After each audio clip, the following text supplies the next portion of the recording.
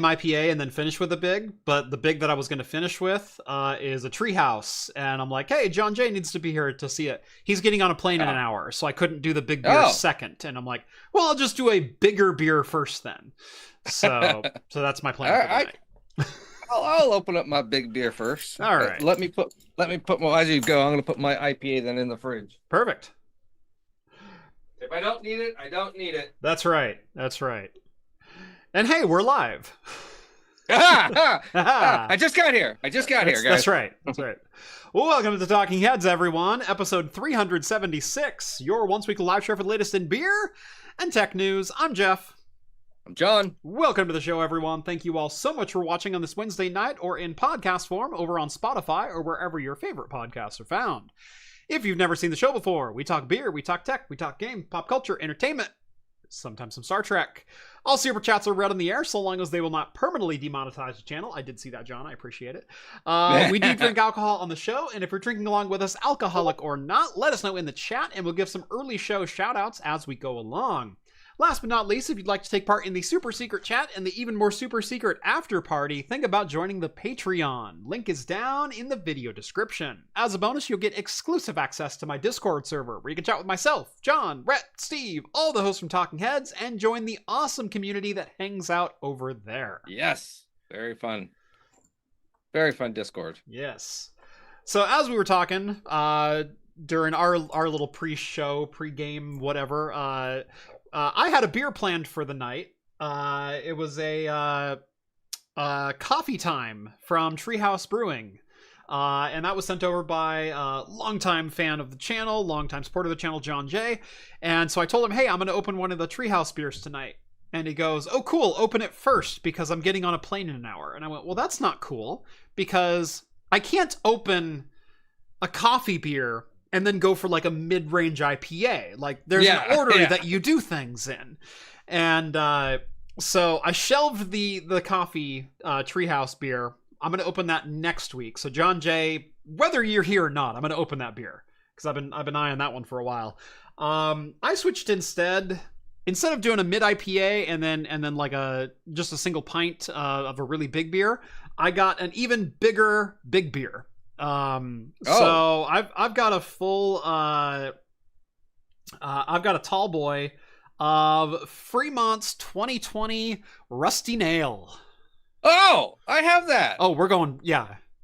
So this is what I'm doing tonight. I was like, I can go grab the exact same one. I mean, I will give you the liberty to do whichever you would like to do. Yeah, because I've already had the one I brought out. Well, heck, let's go one for one then. Let's do Rusty Nail Night. All right. Well, I then have to go get it, so I will be right back. Yeah, I can kick your screen off. That's totally cool. While I open the Rusty Nail, I'll do some shout outs here. So we've got John Jay says he will be here next week. Excellent. So I can finally open the coffee time beer. Yeah, that beer is a 13.3%. Aged 24 months in bourbon barrels and then aged an additional 6 months, I believe, in coffee. So it is all of that, as they say. Let's see here. And John's got at least his beer is good. Shiner Tex Hex Twin Dream Double IPA, clocking in at 9.5%. That sounds wonderful. Novella's got a Weldworks Nelson Extra Juicy Bits Double IPA, 8.6%, 4.32 on Untapped. Good gracious. Bee's Knees, tonight I'm enjoying a Juicy Bunny Pale Ale by Straight to Ale, clocking in at 6.2%. Haven't heard of them. That's one I have not heard of yet. Reverend cracking into a framboise. I can never say that word properly. Okay. Framboise 2019 Golden Sour Ale from Alesong. Alesong and Blending out of Eugene. 7.4%, 4.19 on Untapped. So we got some good ones going tonight, John. All right. So I don't have that exact year, but we have options. Okay. We have options. Ooh, I like options. Okay. Basically, we can go older or younger? I got the 2018 variant, or I have the 21 variant. Let's go with the 21 because I've also got a red top. The 18 was a black top, so we'll at least match wax seals. There we go. All right. Did you already open yours? I am literally cracking it right now. I've got the wax off. So. Oh, okay. All right. I will. Excellent. Oh my gosh. Now you have to like black licorice. Yes. No, I'm a fan of black licorice. Who was it? I think it was American Cogsworth. He was on, and I told him to get some, and he was like, "I hate black licorice." No, it's delicious. Oh my god. I think the pour would pass the flashlight test, John. Probably. Look at that. Look at that chug.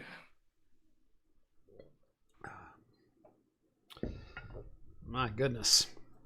Oh, that's a good smell. It really is. Fremont just does wonderfulness with their barrel age series. Yes. You got a little more head on yours. Mine's not popping quite like yours is. Yeah, mine's a little newer, so maybe the CO2. Yeah. Held in there. Different batch, different levels of carbonation. Exactly. I would say Fremont's barrel series is like the West Coast versions of Goose Island. Goose Island, yeah, like, very much so. That's our the West Coast Goose Island for their barrel series. They're right there. Yep. Let's see. Oft Infinity, Brooklyn Brewing Black Ops Barrel Aged Stout, 12.4%, joining us in the significant double digits. Yes. Mine, I think, is a 13.6, if I remember correctly, on this bottle. Let's see. It's high 13s. Yeah, mine's only 12.13. 13.3. 12.3. 13.3 on this one. Yeah, you are a point above mine. All right. Skull says, is tonight turning into another 12% night? It looks like it. It looks like it's going to be a big stout night. Janos sends over a quick question that I think is interesting. What would you consider deploying in 2025? X99 with a 2697 V4, or an X399 with a 1950X. So that is a Xeon 2697A. That is a 16-core, 32-thread Haswell Xeon. Or an X399 motherboard with a Threadripper 1950X, which is a 16-core Zen 1 Threadripper. I actually, in that combination, like the 2697 V4. They're about equivalent as far as performance, power draw, everything else. Zen 1 has some stability issues, especially in memory, especially with a memory in particular. They're both quad channel platforms, quad channel DDR4. Technically, the 1950X should be able to run at 3200 DDR4. However, it never did. Like 2933 is about all I could ever get out of my Zen 1 Threadripper. 2666 is actually probably more realistic for most people. And Xeon is just a little bit more stable. Like Zen 1, as good as Zen 1 is, and as on notice as AMD put Intel with Zen 1, Zen 1 is not the most stable of platforms. It's got some little bugs and some idiosyncrasies and some memory stability issues and things like that. Whereas Haswell Xeon is top tier Intel. Like, I don't think it got better than V4 Intel. As far as stability and just rock solidness. So honestly, I like the Xeon in that one. That and the Xeon's going to be a hell of a lot less expensive right now. Like an X399 motherboard is still $200 bargain basement. You can get an X99 board for $40. So yeah, no. And is the thread, because the Xeon was meant to be a workhorse. Yeah. So was Threadripper. Yeah. Was it Threadripper? I was gonna say. Yeah. I don't remember. Yeah, Threadripper's their big chip. It's their workstation chip. And it's what became AMD EPYC on their server platform. Okay. For everything about those two comparisons, I like the Xeon better. I like it better with price. I like it better with stability. It doesn't have quite as many PCIe lanes, but unless you're absolutely loading it with 64 PCIe devices, the Xeon's probably your better choice. And like you said, you could probably get it for a lot cheaper too. And heck of a lot cheaper. They're going to be more common because probably at that time Intel was the king of server stuff, and so there was a bunch of them out there. So you're going to find a vast majority of your, a lot of people are going to have it. Yano says, assessment of benchmarks of Xeon versus Threadripper, agree. Yeah, they're almost identical platforms as far as single and multi-threaded performance. The Xeon might get slightly better multi-threaded and actually slightly better single-threaded, but it's going to be within single percentage points. And really depend on a per CPU clock speed by clock speed, that kind of thing. So yeah, I like the Xeon in that scenario. Yeah, it looks like dirty motor oil. Yes, it does. Yes, it does. Yes, it does. Oh, but it tastes so good. It's like cinnamon and black licorice. Yeah, really. And burb. A lot of cinnamon. A lot of like red velvet cake. Real deep, thick chocolate. Fudge. It almost tastes like it has fruit in it, but there's no fruit. Yeah. So, yeah. You know what it is? It tastes figgy. It tastes like fig. Yeah. Oops.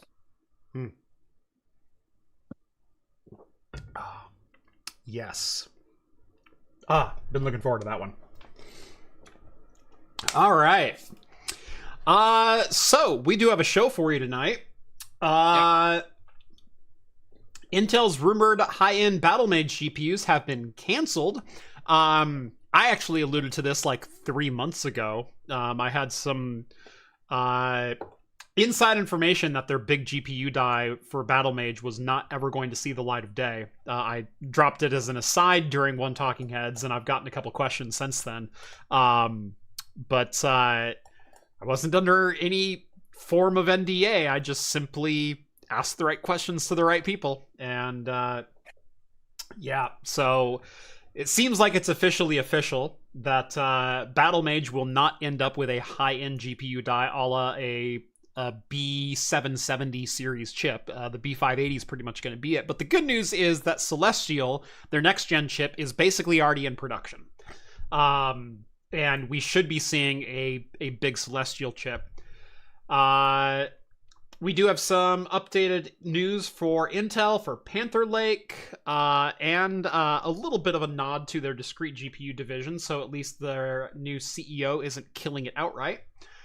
Microsoft is disabling a very popular Windows 11 feature. We'll talk a little bit about that. We'll talk a little bit about that. Oh, that one. Yep. Nintendo Direct was today for the official Switch 2 unveiling. We've got some thoughts on that. And then YouTuber Karl Jobst ordered to pay $230,000 to legendary con man Billy Mitchell. This is not the story any of us thought we would be talking about today, and people are upset on both sides, very rightly so. So we'll get into that. And since we've already poured our beers, let's just jump right in. Intel. Yeah. I think I said back in January that Intel had quietly canceled their large Battlemage GPU, and that is turning out to be basically correct, which is the best kind of correct. Second best kind of correct. Best kind of correct is technically correct. It was supposed to have a 256-bit memory bus with 32 execution cores. But all we're going to end up seeing is the B580 GPU. That's going to be basically the only Battlemage release outside of maybe some laptop chips or something like that. But the big guy has been canceled. There is hope, however, that Celestial is going to be not only on time, but possibly early, possibly like late this year. Now, Celestial is their third generation GPU product. And from what I hear, it's ready to rock. Like it is architecture complete. They've already got samples that they're working on. And they decided to simply skip Battlemage almost entirely. Like, we got the B580, and for all intents and purposes, the B580 is a rock solid GPU. Like, fantastic reviews. Has some trouble pairing with some lower end CPUs. Obviously, there was that news that came out that unless you have a 9800 X3D, other graphics cards are probably a better value for you, just because of the overhead and translation layers and things like that have to happen on a lot of things. But yeah, that's probably all we're gonna get. But Celestial, if everything turns out to be true, I think Celestial could be a real winner for Intel. Now, time will tell. We're going to have to wait end of the year, early into next year for Celestial to launch. But with AMD and NVIDIA increasingly fighting that high-end GPU battle starting at $750,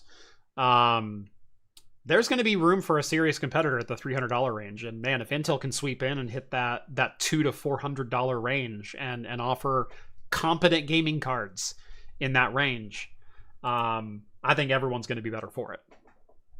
Yeah, because we kind of talked about this a while back on the show of these cards, the B5080s, of being a really good mid-tier budget, and then that's the direction Intel was going to go with. And we were very happy and excited about that because that's exactly what AMD did. So we're like, all right, a third competitor is going to enter the market in a few years. They're probably going to be it's going to be the top 3 now, and we're going to have this great matchup. It is kind of disappointing. This does feel like, I don't know if it's them taking a big step back because they felt they weren't ready, or that slight underperformance of the B5080, or the issue, was the thing. Now with the new Celestial, do you think they'll release with that lineup a higher end one, and maybe that's the way they want to go with? Yes, I think so. Yeah. I think that Battlemage was just delayed a little bit too much. And so they were behind the schedule on Battlemage, but they were ahead of schedule on Celestial, so their 3rd generation product. And so what I think happened is, number one, the GPU division at Intel hasn't been the most popular division internally. It hasn't gotten a lot of support. And as the company's been going through a severe amount of turmoil as of late and over the last couple of years, we know it's been constantly on the chopping block of like, maybe we'll just axe this division because we're not a GPU company. But they keep hanging around, and they're one of the only products that seemingly hasn't been slashed. But from what I understand, Battlemage itself was slightly behind schedule, and the B580, their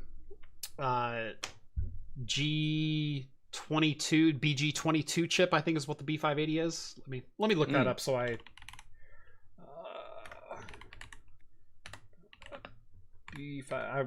want to use the right part names if I'm talking about it. BG21, excuse me. Yeah, the G21, and it has, was it 16 execution cores or 20? Gosh, where's the X's? X2, don't see it listed here. Anyway, yeah, the G21, we were supposed to get a G32, and that was supposed to be Battlemage, the big Battlemage. That was supposed to be the 70 class card, or the successor to the A770. From what I understand, Battlemage ran late, but Celestial was running ahead of schedule. And so they released the B580, but then rather than releasing their high-end card, they went, is this just going to be a waste of silicon because we're going to have a card that's 40% better in 3/4? So why don't we just not and wait and then release the good card for the money that we can actually make at $350, $400 with Celestial. So I think that's what happened. I think that's what makes sense for Intel, especially because Intel's not in a position really to take risks right now, because they can't have a loser on their hands. If they have a loser on their hands right now, that is dead weight to that company. with how things are going financially and politically and internally and everything else. If you release something, it has to win. It has to be a hit. It has to make money. And I think Battlemage was in that weird position of like, it's probably a decent product, but we have a really good product right behind it that we know is going to make money, especially in the market that we think is developing. So let's not take the risk and lose money on Battlemage and then can the whole thing. Let's wait 3 quarters, it's all it's going to be, and release our really good product and be better for it. And I think I like that. Yeah, too. Also, there's also like press behind it, which that generates money, income, revenue for just the stability of being a company that releases good cards. If your first high-end graphics card, or what you're trying to be a high-end graphics card, is just mediocre, yeah, you're not going to be known for something. You need to make a decent splash. I'm not saying you have to make this explosion, but they might have felt that it wasn't going to make a big enough splash if they did get it out, and that's not good press. And they're like, you know what? From the amount of analysis of with all of that, and we probably won't make enough revenue, yeah, that could hurt the new ones coming up that we feel are much better. Let's just hold off, and we'll take the loss and hopefully make up the loss in the next card. Yeah, you know, exactly. But with that, you build a better brand name of like, oh, that last Intel card was good. Let's see what the next one is. And you built anticipation up. Right. And so you're thinking 2-3 moves ahead. Yeah. Yeah. So overall, I like this move. I'd rather see Intel hit a homer than put a man on base. Like, and I think that's kind of what this move entails. Let's see. Michael says, will low-level GPUs beat entry-level APUs? Yes. And the reason being is, while I had one here earlier, where is it at? I think I took it out. I have a couple products like within arm's reach of me right now. Oh, here. This guy just came in the other day. This is the new 1X Player 1X Fly. Technically, it's the F1 Pro. It is the successor to the 1X Fly. And it's a handheld gaming PC. Instead of being based on the 7840U AMD processor, which is the Zen 4 8-core 16-thread with 12 compute unit of RDNA 3, this is the HX370 AI processor, which is 12-core 24-thread with 16 compute unit of RDNA 3.5. It is 40% faster in graphics at the same power level. Wow. It's impressive. It is very impressive. This handheld's over $1,000. It's a really good product. Yeah, hold on. 1X Player, F1 Pro. What is that going for? $959 is what this product starts at. And that's for the AI 365. Or no, that's for the 8840U. Okay, so the AI 370 starts at $1,339. It's $1,350. It's currently the fastest handheld you can buy. So, and that's about what the high-end ones run when you get into that level of performance. I can tell you, I've been testing this for most of this week. It's damn good. It's really, really good. If you're looking for a gaming handheld, holy crap. The 1X Fly, which is what this hardware is based off of, is my favorite handheld of the last 2 years. Over the Steam Deck, over the ROG Ally, over the Lenovo, over all of the other ones that have come out. The 1X Fly is my favorite handheld. This one has a 6.5-inch OLED 144 hertz screen. It is butter smooth. It is freaking gorgeous, and it performs like a bat out of hell. It's freaking amazing. Full review coming up, so stay tuned for that. But you can get mini PCs with this same processor in it. What are those going for right now? HX370 AI. About $800, $900 for a full mini PC with an AI 370 processor. As good as the graphics are in this, and as good as the 12-core processor is, this doesn't even hold a candle to a 4060. It's not even close. It's not even close. To an RTX 4060, to a 7600, to even a 7600M, which is the mobile variant of the Radeon 7600. To give you an idea of what you need to achieve entry-level graphics, $299 graphics performance. That is AMD Strix Halo on the APU side of things, which is AMD's basically $2,000 APU.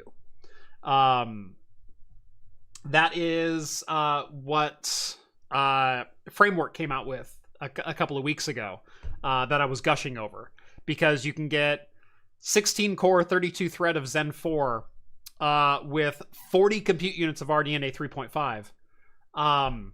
It's $2,000 for that product. It's $950 if you want the motherboard and the GPU die, or the APU die by itself. No, and the memory included. I think it was $1,400 if you wanted 128 gigs. But it's $1,400 for the board and processor. That's what you need for tying an RTX 4060, maybe a 4060 Ti. Yeah. So, no, I don't anticipate entry-level graphics going away in favor of APUs, at least unless the price of the APU starts being dramatically driven down. Now, the APUs have some really cool advantages. We talked about this last week with Apple accidentally stumbling into the best combination for AI acceleration, and that is a CPU GPU with a unified memory combo. So the Mac 3 or the Mac Mint or the Mac Studio with the M3 Ultra, which is basically two of their APU dies fused together that you can have 512 gigabytes of unified memory in, gets you a 512 gigabyte graphics card. Because it's unified. It shares a memory pool with the CPU and GPU. Yeah. And you can allocate whatever pool, whatever table to either device. It's a shared memory pool. This is what AMD and NVIDIA are doing at the very, very top end of graphics. Think like Blackwell server GPUs and AMD AI 37 or MX300s and things like that. They're using these massive pools of HBM and GDDR7 memory that are shared with an ARM compute unit.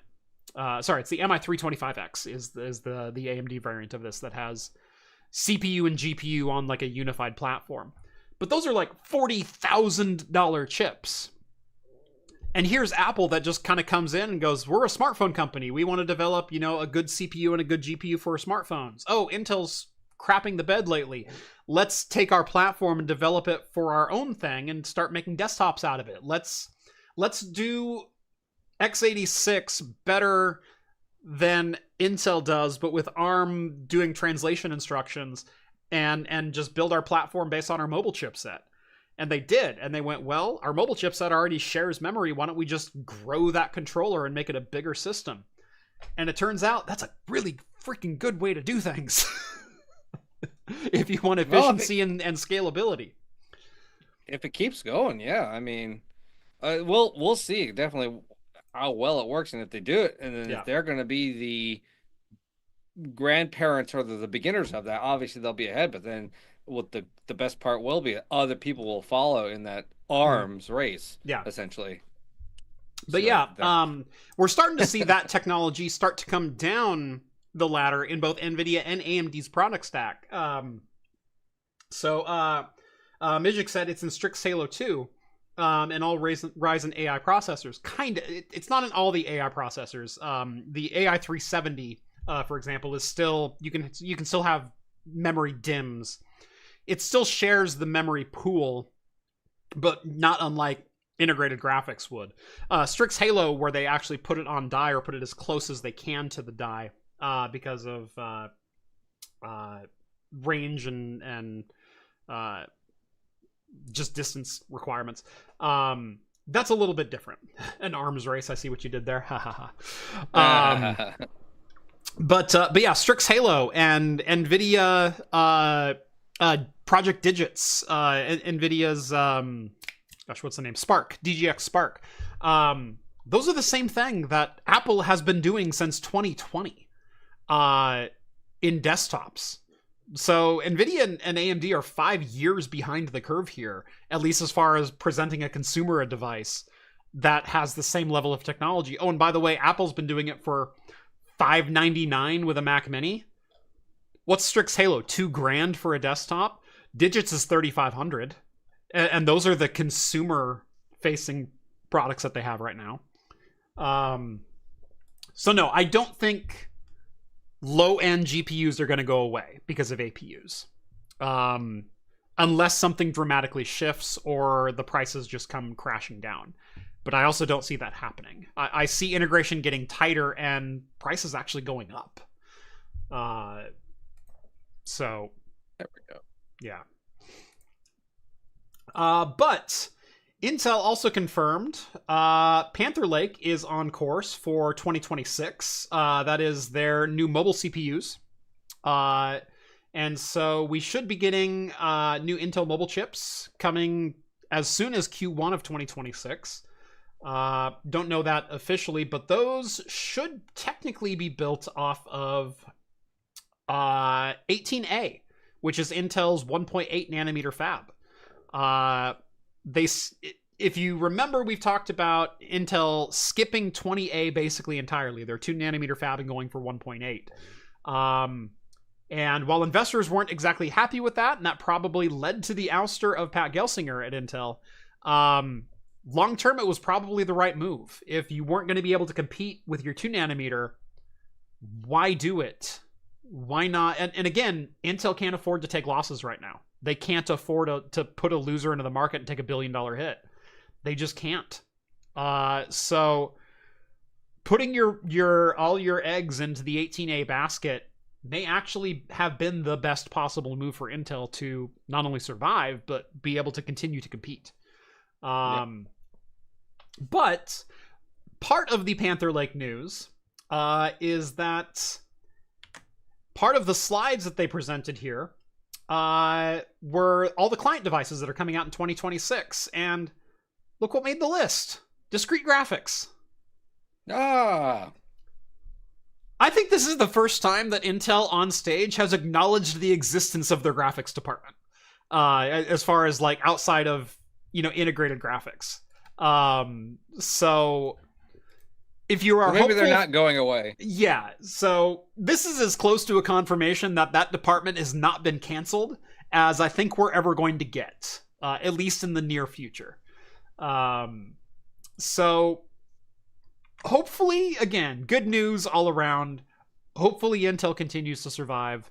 And hopefully we all benefit from it starting potentially very early next year or possibly even late this year.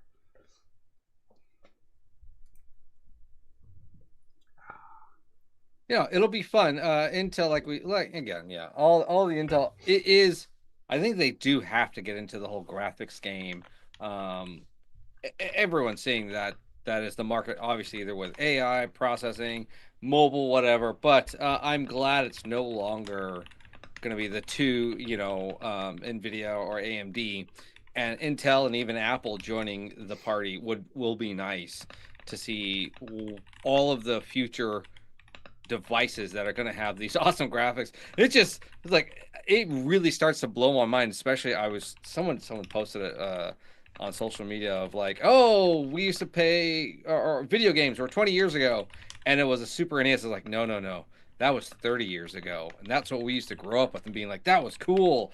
It's like, man, the things our kids are going to grow up with are just going to be insane. And it's like almost I feel like I don't know how I can make them ungrateful for this stuff, It's gonna be the only way that they will feel the equivalent of probably how we feel is if literally when their parents holodecks are built. That is the only way. That is the only jump that will ever be equivalent to. So, I was thinking about this today. On the side of my couch here in my office, was this guy. It was just sitting on the arm of the couch. Controller I've used. This is my original Xbox 360 controller. It's my original one. Got it brand new with the console when I bought it. Brand new. This is now as old as the NES controller when the Xbox 360 came out. Oh, ouch. I just looked it up. Oh, I know, right? I was thinking about this today, like, how long have I... Fuck, it's been 20 years. Yeah. This controller is 20 years old this year. Yeah. November 5th, or November 22nd, 2005. NES released in 1985. Man. Yep. This controller is now as old as NES controllers were when this came out. Well, yeah, no, what is it? I saw a thing. This is what kind of got me. It was something was saying that when Dazed and Confused came out, I think it was like 93, 94, and they talked about it being in the 1970s. Yeah. The equivalent for that for us right now, if a movie came out, it would be like 2009. Yeah. Like, ah! Yeah. Oh! Yeah. It's like I was married. Yeah. No, that for a couple years. That 70s show would be like 2007. You realize that, right? Yeah. Yeah, I know. Yeah. And I'm sorry, okay? I didn't mean to do that to all of you. Jeff, why do you have to do this to us? Why'd you come at me like that? One more year and that controller can drink with you. I know.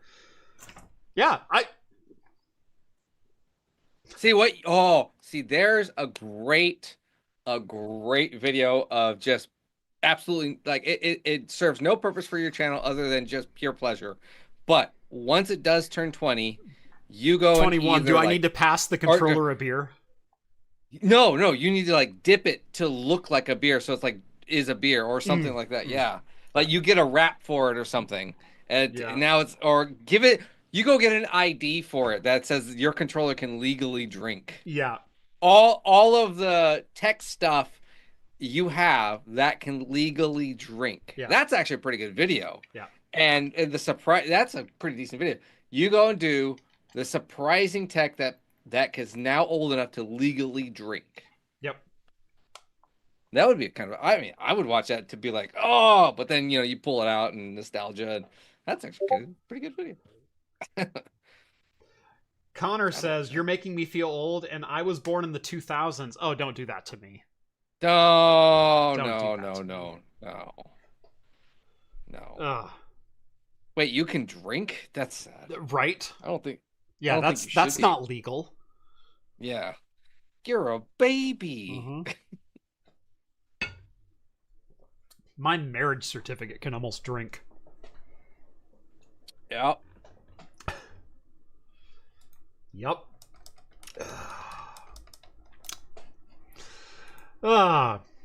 I'm sorry, okay? I didn't want to know that either. But I looked at the controller literally sitting on the arm of my couch and I went, how long have I had that? I wish I hadn't looked that up. Yep.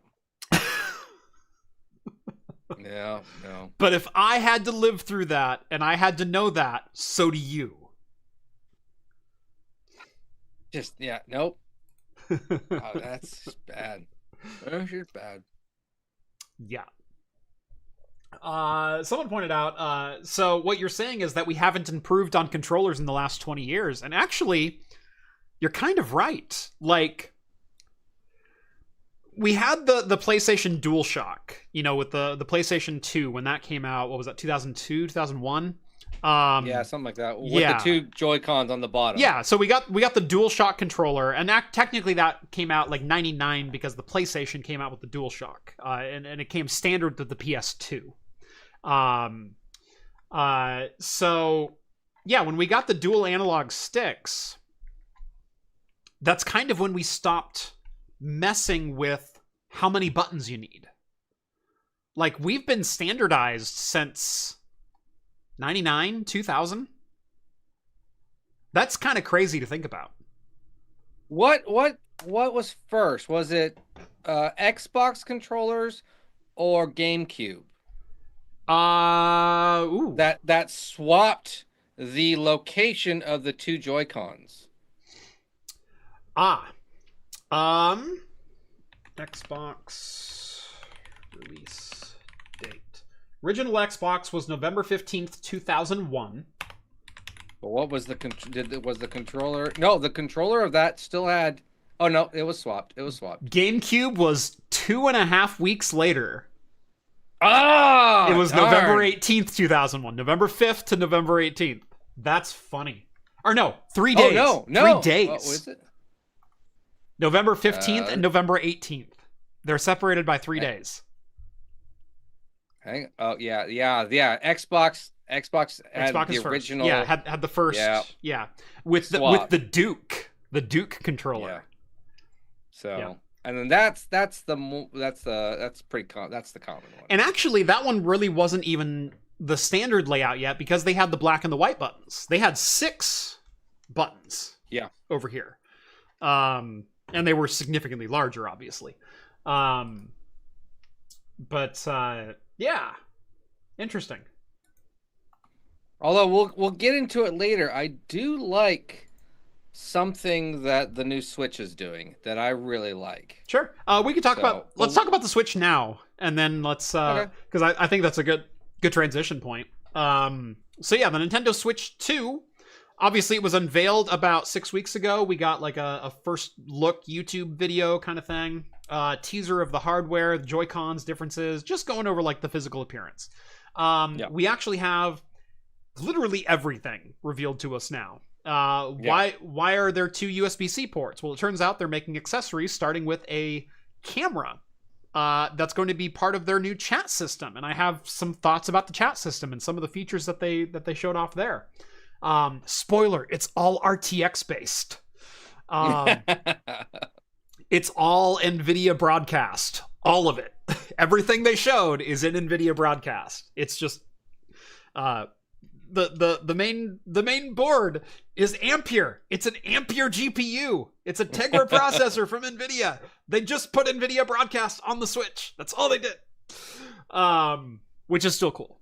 Because when you commoditize a product, when you commoditize a software package and abilities within software, people become used to it, which means they use it more, which means you'll see more products come out with that.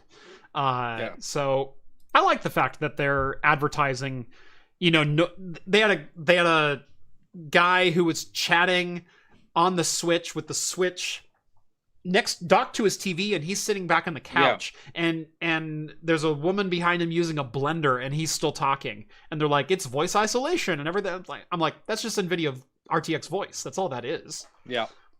And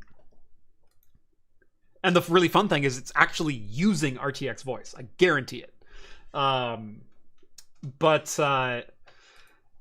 a lot of cool features.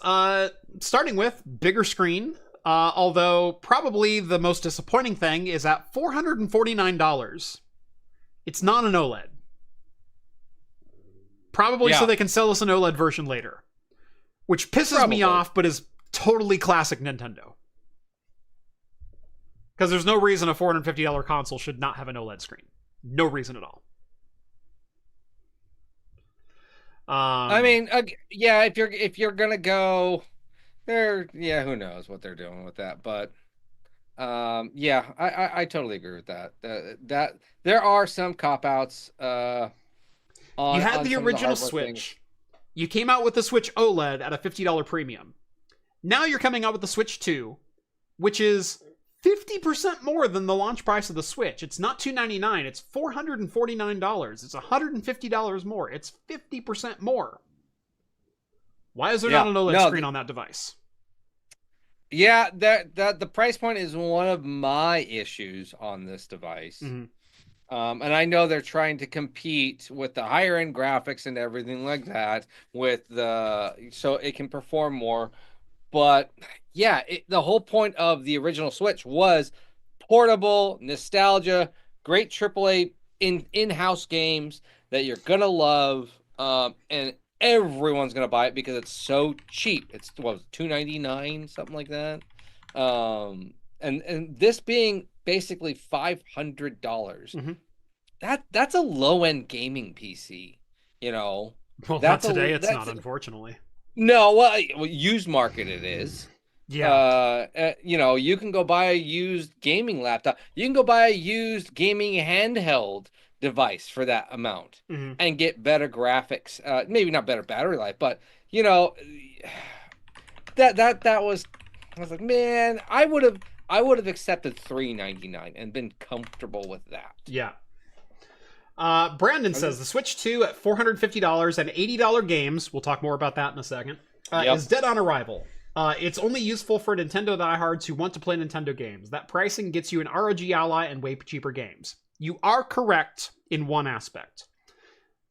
$450 gets you the top-end ROG Ally and a full library of Steam games that you could buy for $5 and $10 a piece. You're 100% correct. Do you know what it does not get you? Zelda, Mario Kart, Kirby, Metroid, Pokemon, go on down the list. Yes, Kirby. I know you can emulate, but most people aren't going to do that. It doesn't get you those games. And the games have always sold Nintendo hardware. Nintendo hardware is always secondary. It's never as good as anything else on the market. Never. No. It's not. Nintendo has always sold to the family market, and that's what it is. It's family friendly. Parents know that they can buy this for their younger kids and teenagers. Probably a good bet they're gonna be happy with it. Probably a good bet that the games on there are the safe ones that they're totally fine with, and still, they're, like you said, they're the only ones that have it, and content creators will buy it because people make a lot of money on Nintendo content. Yep. I mean, a lot. Channels are dedicated to just one game of Nintendo content, of either Mario or Zelda or something of just that. And they make all of their money starting. And then, they move to mods later. But it's a dedicated, like, 1 to 2 game channel. And they have, 300, 400,000 subscribers. That's their living. One of my favorite streamers is Linkus7, who does Twilight Princess and Wind Waker. Sometimes he dabbles in other games, but the majority of his content is Twilight Princess and Wind Waker. Most of it Wind Waker. Yeah, and anytime they ever divert, because they're like, oh, I'm getting bored, no one watches their content anymore. He's like, oh, I got to go back to it, and I'm trying to make it fresh. Well, Linkus has also done some Luigi's Mansion and some other games like that. But he dabbles in, like, all of the Zelda games. He can do Link to the Past. He can do what's the latest one? The Wisdom one, the Zelda game. The one with the Echoes of Wisdom. There we go. Echoes, He's done that one a couple times. But there are so many streamers who basically stream exclusively Nintendo games. Gymnast86 is another one, another world record holder Zelda speedrunner who primarily streams Zelda games. And usually with that too, those are ends up being very family friendly. So then families watch it. So there's a lucrative market within that. The Xbox, the PlayStation has always been pushed toward the older teen and the adult. Yeah. And just to hit on you could always emulate the Switch and things like that. Do you know how many handhelds I own? I have a dozen handhelds. I give these away like candy at Christmas time, because I don't need that many handhelds. I review them, and they're a heck of a lot of fun, and I seriously enjoy them, and whatnot. But all of my family now has gaming handhelds that are like permanent loan kind of things, because they're not technically mine. They're review samples, so if they ever have to go back, they have to go back. But yeah, my sister has one, my daughter has one, my brother-in-law has one. Like, everyone has one of my gaming handhelds, and then I've also got like 6 or 7 more that are just hanging around here.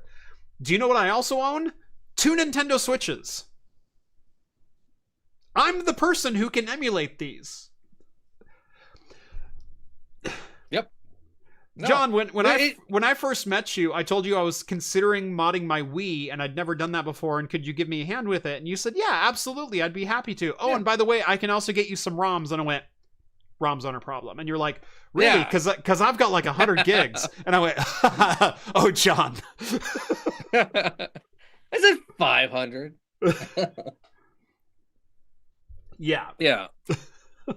You're like, yeah, 1.2 terabytes over John, here. I've got ROMs. Yeah. I'm good. I got them all. Tell you what, you need ROMs, you call me. You got the secret. You got the secret North Korean ROMs. I even got those. Yeah. Custer's Last Stand. Oh yeah, Atari. Oh yeah. Yeah. But no. So back to the Switch 2 though. Yeah. No. There's always going to be a place for a family-friendly game. I myself have 3 Switches. One broke actually, so technically 2. Mm-hmm. But yeah, it's my I technically have 3 and 1 broke. So yeah, my son took one, and then I have one.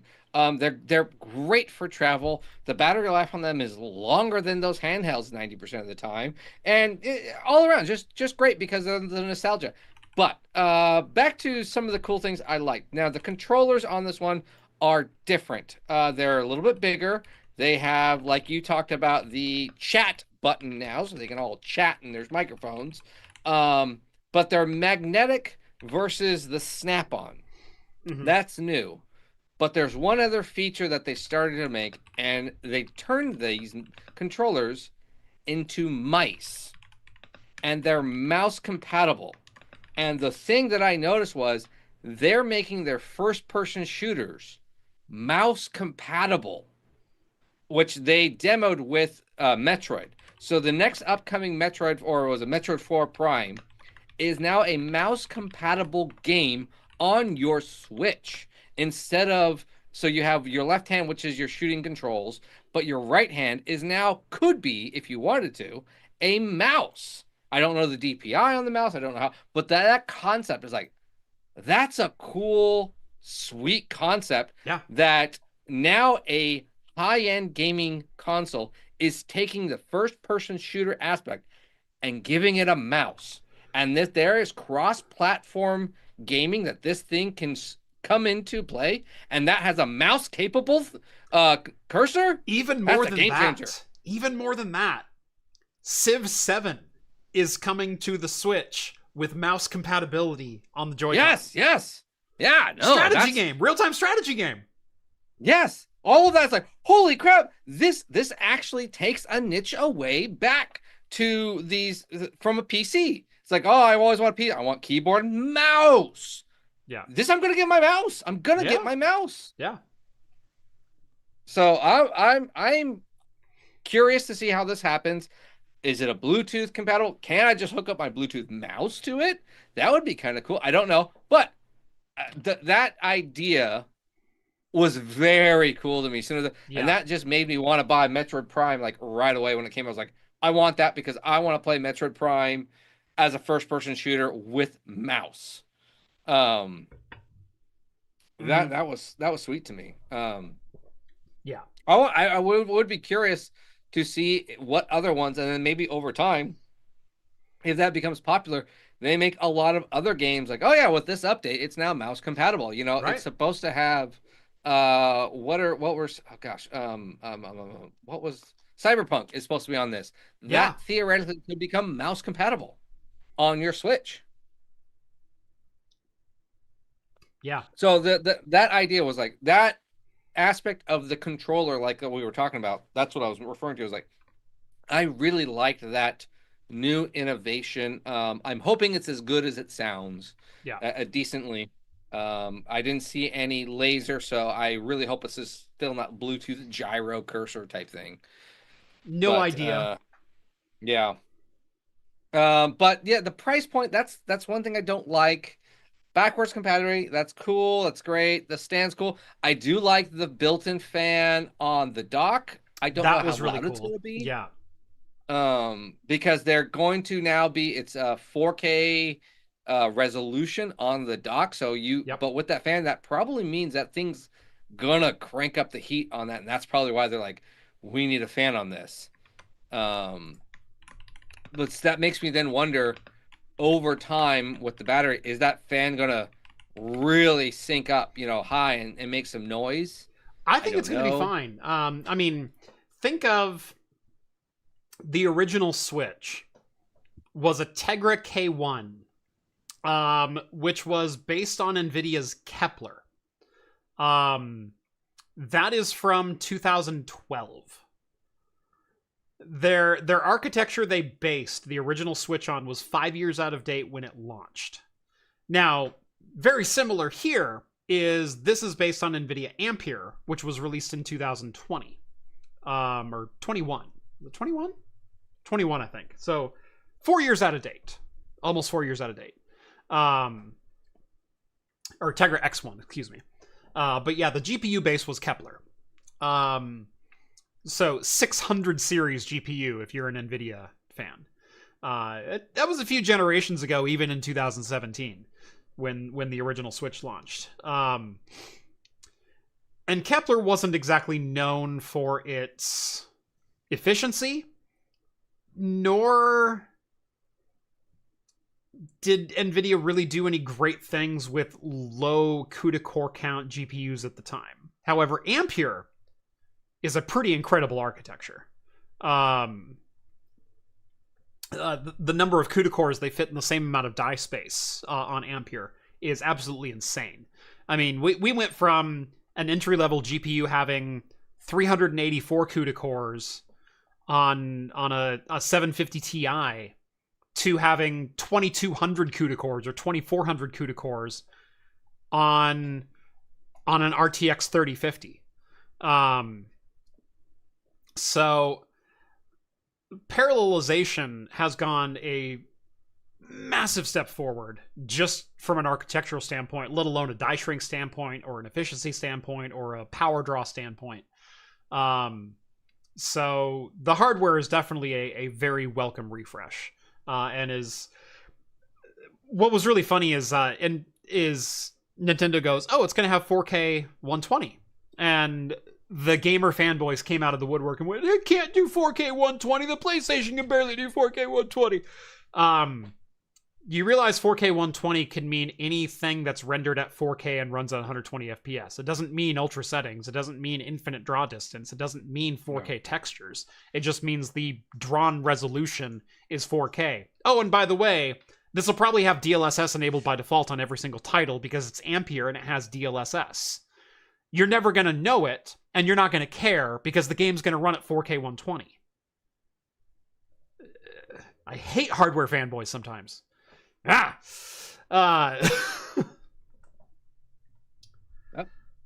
me. Are you? Yeah. You? Oh, okay. Huh? You okay? Yeah. Oh no, your audio just cut out for a second. No, weird. Yeah, I was like, I heard you when you're talking. It's like, oh, I always hear like a little bit of a white noise, and it's like, other than you just went dead silent. Like, oh, weird. Yeah. But whatever. But yeah, is it going to be 4K Ultra? Is it going to render Cyberpunk the same resolution that your 5090 struggles to run Cyberpunk at, which is 4K with path tracing at 71 FPS? No, it can't do that.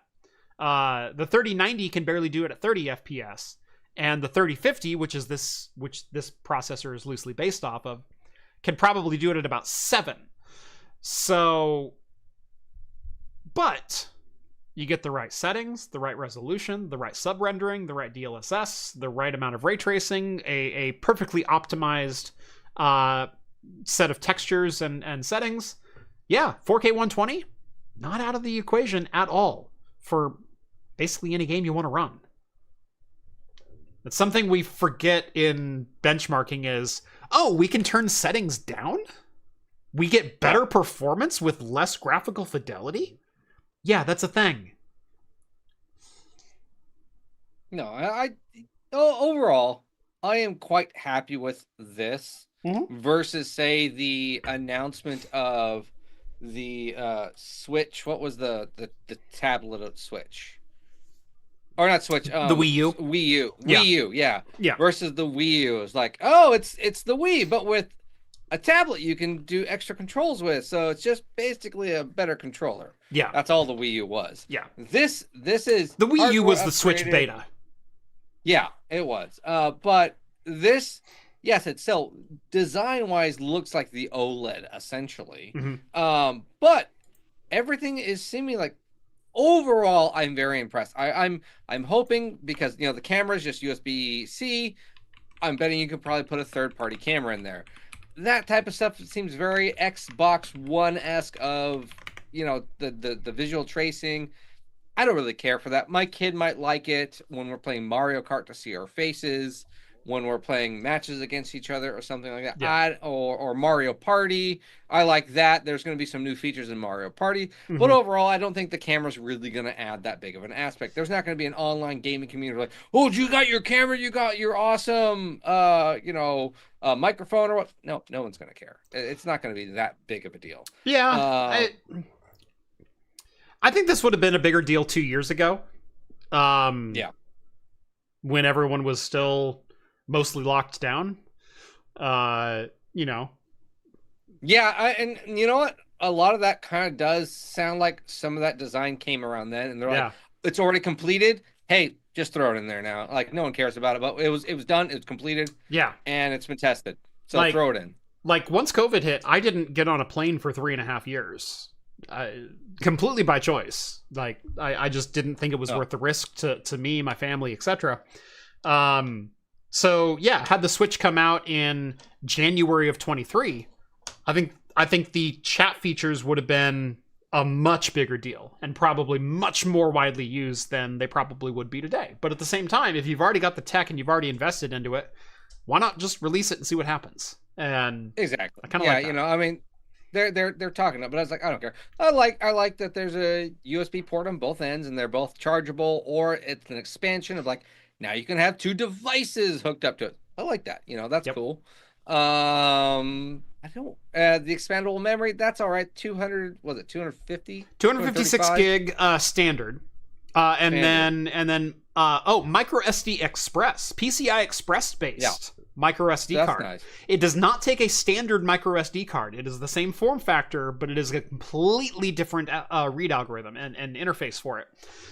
So much faster device interface, much faster storage.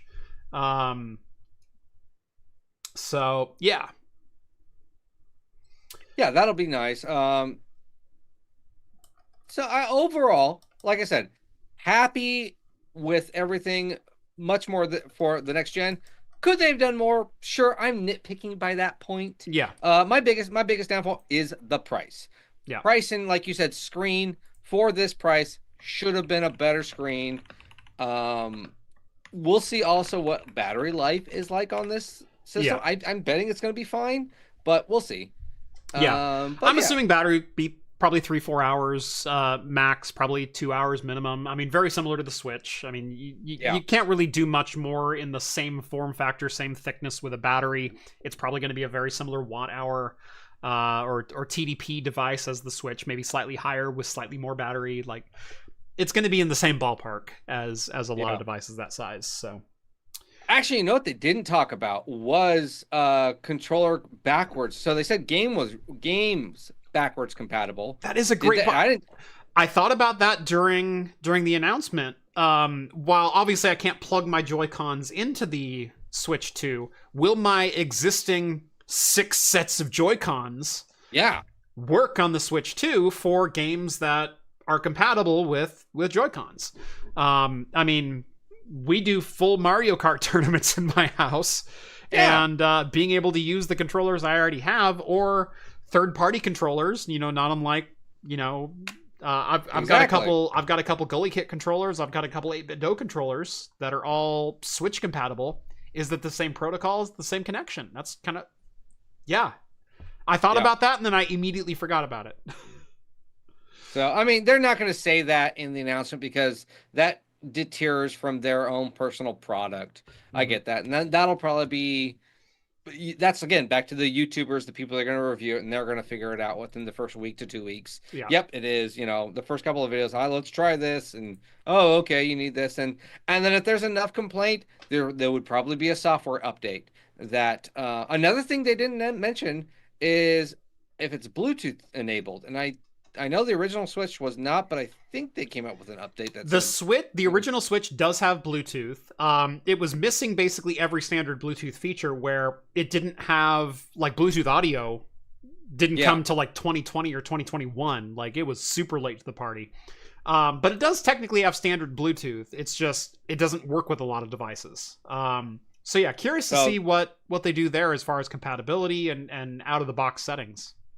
Yeah, because they even put on the Pro controller a headphone jack. Yeah. Which then that makes you like, why would you do that if it's not Bluetooth capable? Well, it could be their own standard protocol or proprietary protocol. So yeah. Anyway, small but not deterrents. And then yeah.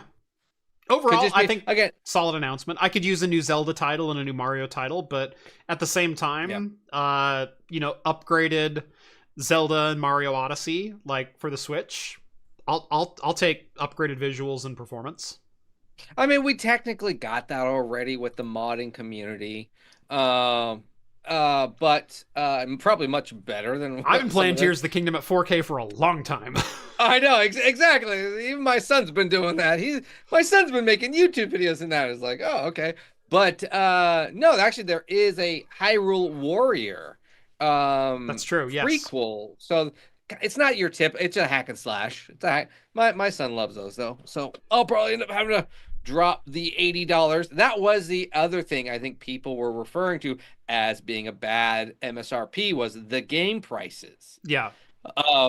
Coming in now, the original Switches were usually the typical $49, $59, $99. Yeah. These are starting to look at $79. Yep. It's a bit pricier. Boy, if that's not a conversation. Yeah. Although people go, well, PC games haven't been yes, they have for quite a long time. There's the standard version and then there's the gold version for $80. That's happened forever now. Well, this is what I was talking about the article beforehand, which was actually a 30-year-old. Someone went and posted NES games of an advertisement at Walmart on their local paper. Killer Instinct Gold was $79. Yep. For your SNES. For the SNES, Final Fantasy VI was $79. Yeah. Ask me how I know that one. So yeah, it's I don't know. Yeah.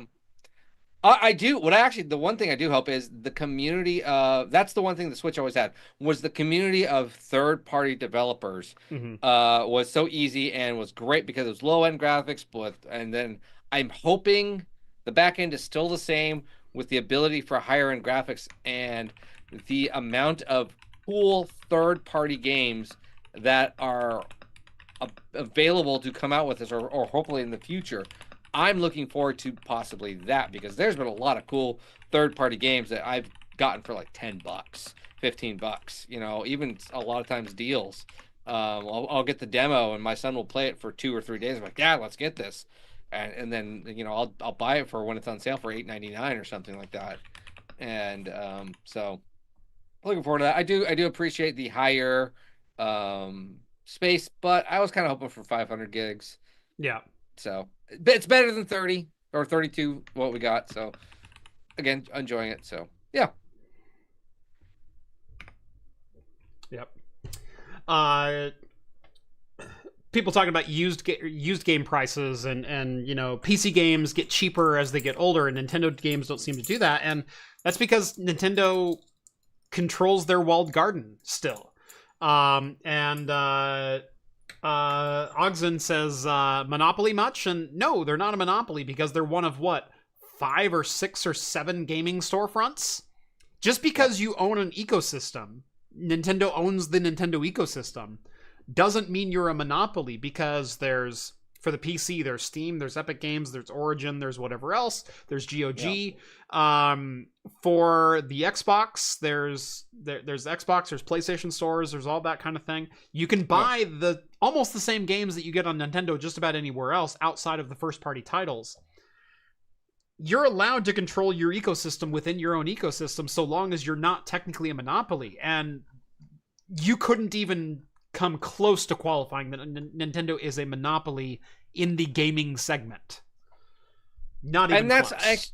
And that's not even true, too. Old Nintendo games do go down. It's just not Nintendo's AAA titles that ever go down in price. How many times do you go into any grocery or market store, Walmart, and there's always a bin 2 years down the road, it's marked down titles. Now it's their third, fourth party cheap titles. You know, the racing kart of some character you've never met, the SpongeBob adventure game that is just horrible, you know, the movie title. Those are all Nintendo based only probably games. Yeah. They're marked down to $10 to $20, you know. So yeah, they're always there. But yeah, you're always going to find Mario Kart starting at the lowest you're able to find it is like $49.99. That's the lowest you're ever going to find it, you know. But guess what? When it's that old, there's going to be a used market. Yep. There you go, you know. Yep. Well, maybe there is and maybe there isn't because they're pushing us more and more digital storefront. So yeah. I don't know. You know, that would be interesting if you could transfer. If there is a digital storefront, there's going to be a way. Then the market's going to find a way to hack it and then be like, I can transfer you my key during this way, and here you go. Yeah. And then they're just going to end up finding like, we're losing money. Let's make money on this, and let's make the store that transfers it and charge them 30% or something along that line. Yeah. That's probably what they're going to, you know, down the road, going to end up realizing if that goes the way it is. Yeah. So, but then if they do that, storage and internet connection are going to need to be globally available, and the storage is going to have to be massive. Yeah. Over a terabyte. But still not a monopoly by any stretch of the definition. Nope. And like everything else, don't like it, don't buy it. Stop spending money. Guess what? Enough people are spending money that they can charge whatever they want. Yep. That's you got. And as I've said multiple times, even as a consumer,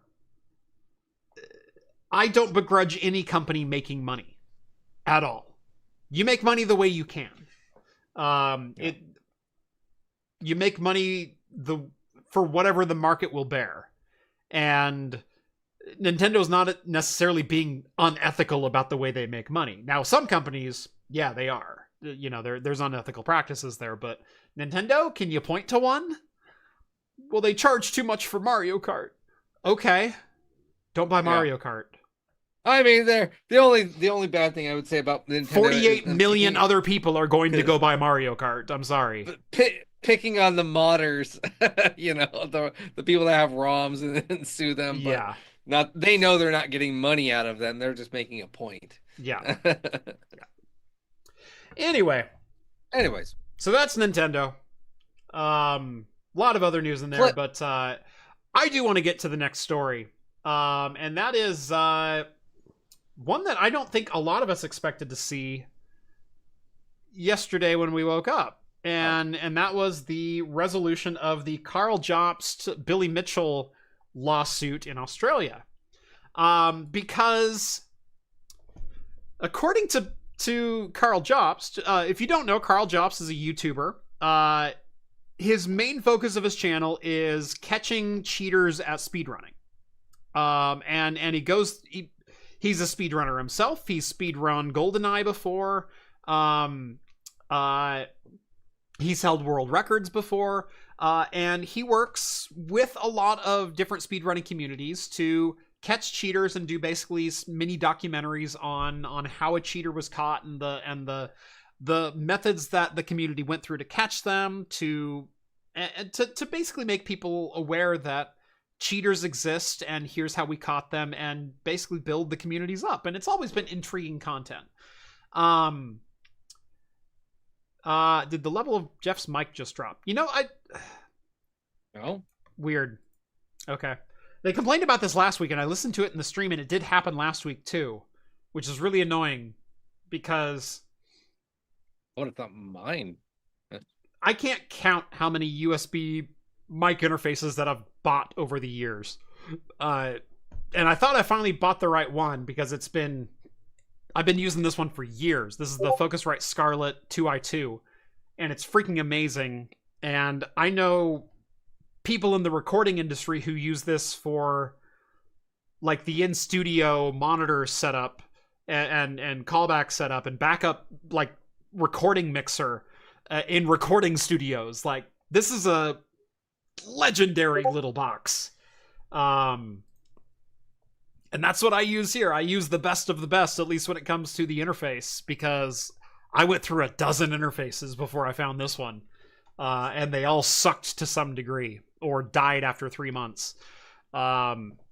Mike Costa says him refreshing YouTube fixed it.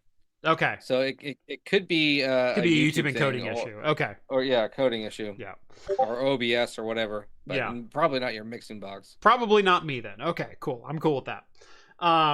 Anyway, yeah. So Karl Jobst, around the speedrunning community a lot, has done a number of videos exposing speedrun cheaters. That's probably what he's most well known for.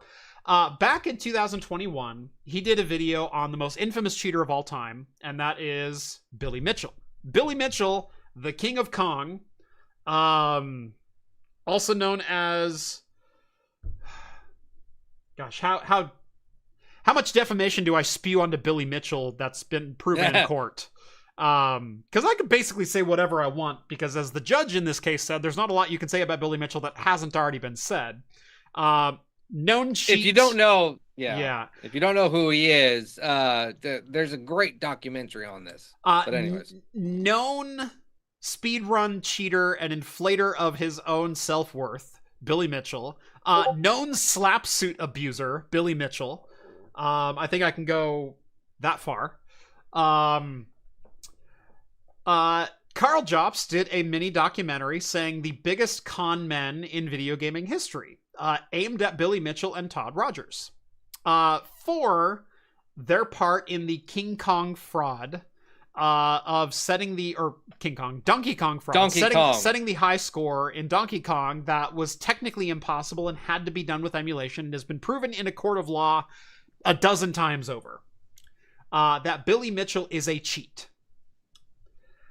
Well, after Jobst mini documentary in 2021, it was revealed that Karl Jobst was being sued by Billy Mitchell for defamation. And in all of the videos, the dozen-ish videos that Karl Jobst has produced over the last 3 to 4 years about this situation, it has been very heavily implied that the reason for the lawsuit is because he called him a cheater in Donkey Kong, which has been proven, and Karl was adamant that he's going to prove it again, and this is just a waste of time, and I don't know why we're doing this, and Billy's going to lose, and everything else. And by the way, please fund my GoFundMe to the tune of 200,000 Australian dollars for legal defense, which is technically what it cost him for his legal defense. His legal defense was not cheap. But you would think along the way that Karl's legal defense might have pointed out, hey, you're not being sued because you called Billy Mitchell a dirty, cheating con man slapsuit abuser. You're being sued, and this is going to be a little bit of a trigger warning, so know that now. I'm going to touch on this briefly, and then we're going to back away. You are being sued because you claimed that fellow YouTuber, Apollo Legend, also known as Benjamin Smith, went through a slapsuit with Billy Mitchell in 2020, had to pay Billy Mitchell $1 million, and then ended up taking his own life. And Billy was the direct cause of Apollo Legend's suicide. It was a very brief paragraph. It was a minute and a half out of a 25-minute video. But that's what Billy sued him over. And the fact of the matter is, Karl got that wrong. Yes, Billy Mitchell did sue Apollo Legend for $1 million. However, the case was settled and no money was ever transferred. And Apollo Legend, for those who don't know, was in the speedrunning community and posted what amounts to a goodbye video on YouTube, where he went over the reasons for eventually taking his own life. None of which mentioned losing a lawsuit or Billy Mitchell or paying $1 million or anything therein. You would think that Karl, for $200,000 worth of legal counsel, might have eventually pointed out, hey, you're being sued because you called Billy Mitchell a murderer.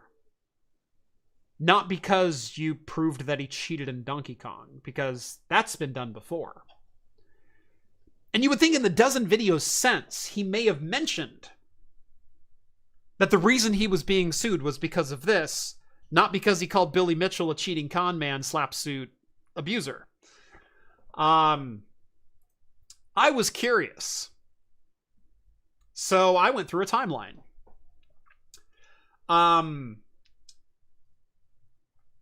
In April of 2021, Karl Jobst posted a video titled "The Biggest Con Men in Video Gaming History," aimed at Billy Mitchell and Todd Rogers for their roles in the Donkey Kong high score fraud. This was two different instances. He was in the Book of World Records. He was in Twin Galaxies record book. Both of those have since been stricken because it was found that Billy Mitchell did indeed cheat. Correction really quick. Yes, please. They had to reinstate that. He actually sued. They had to reinstate it because not quite. The suit is entirely. The suit is still continuing, and because it hasn't been found, that hasn't been settled. They had to reinstate it. Technically, they had to reinstate it to their history books that at one point Billy Mitchell was the world record holder, but they could still state that it has since been rescinded, but they cannot delete it entirely. Yeah. Yes. There's basically so yes and no. Yeah. Essentially. So yeah. Yes. Just saying it's there. He is there. So that little bit of a story. He is trying to fight something. Yeah. It is a lot of evidence to prove it's a con that he cheated. Yeah. And he's suing, saying, "Hey, you can't prove this."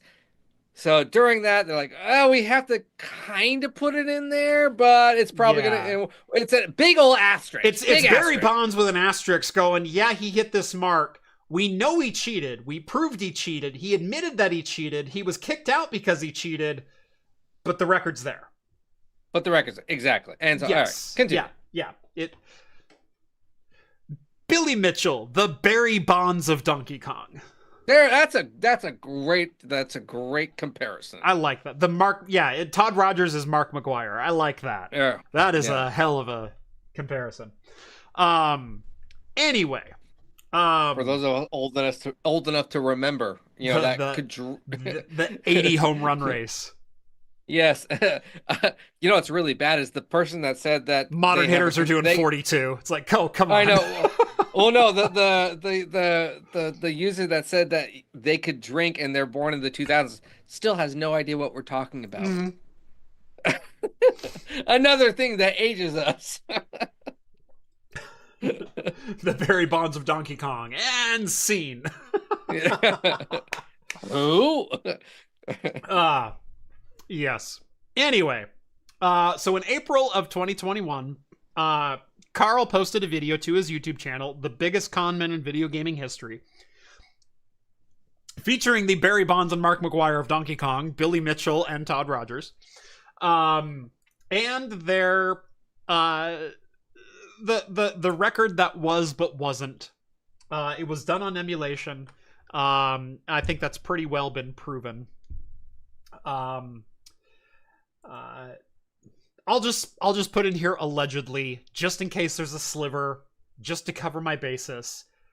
Do your own research, but from all the analysis that I've seen, it has been proven through and through that Billy Mitchell used some form of cheat, emulation, other thing, was not original hardware, didn't have a good recording, still doesn't exist a good recording of the actual record, and the recording that does exist shows artifacts that are only present on emulated machines. And seen. Okay. Allegedly. Now, Billy Mitchell filed a lawsuit for defamation in September of 2021. In that lawsuit, and in the judge's summary yesterday that took place, this is an interesting quote. And I'm just going to read this to you here.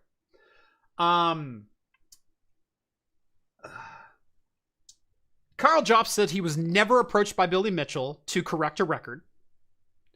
And that Karl also stated that he never made a correction to his YouTube channel. However, according to the judge's summary yesterday, the second relevant event is that of a mutual acquaintance of Mr. Mitchell and Mr. Jobst, known as Keemstar, YouTuber Keemstar, contacted Mr. Jobst at Mr. Mitchell's request and told him that it was not true that Apollo Legend had paid Mr. Mitchell any money. Mr. Jobst agreed to take down that part of the video while he investigated that issue further. While not taking it down, he only let up the first and last... Karl basically heard that the insinuation that Apollo did what he did because of Billy Mitchell, while Karl was investigating, he deleted like the middle two sentences out of his entire statement. Which included that basically Billy was the reason that Apollo committed suicide. And paid him $1 million.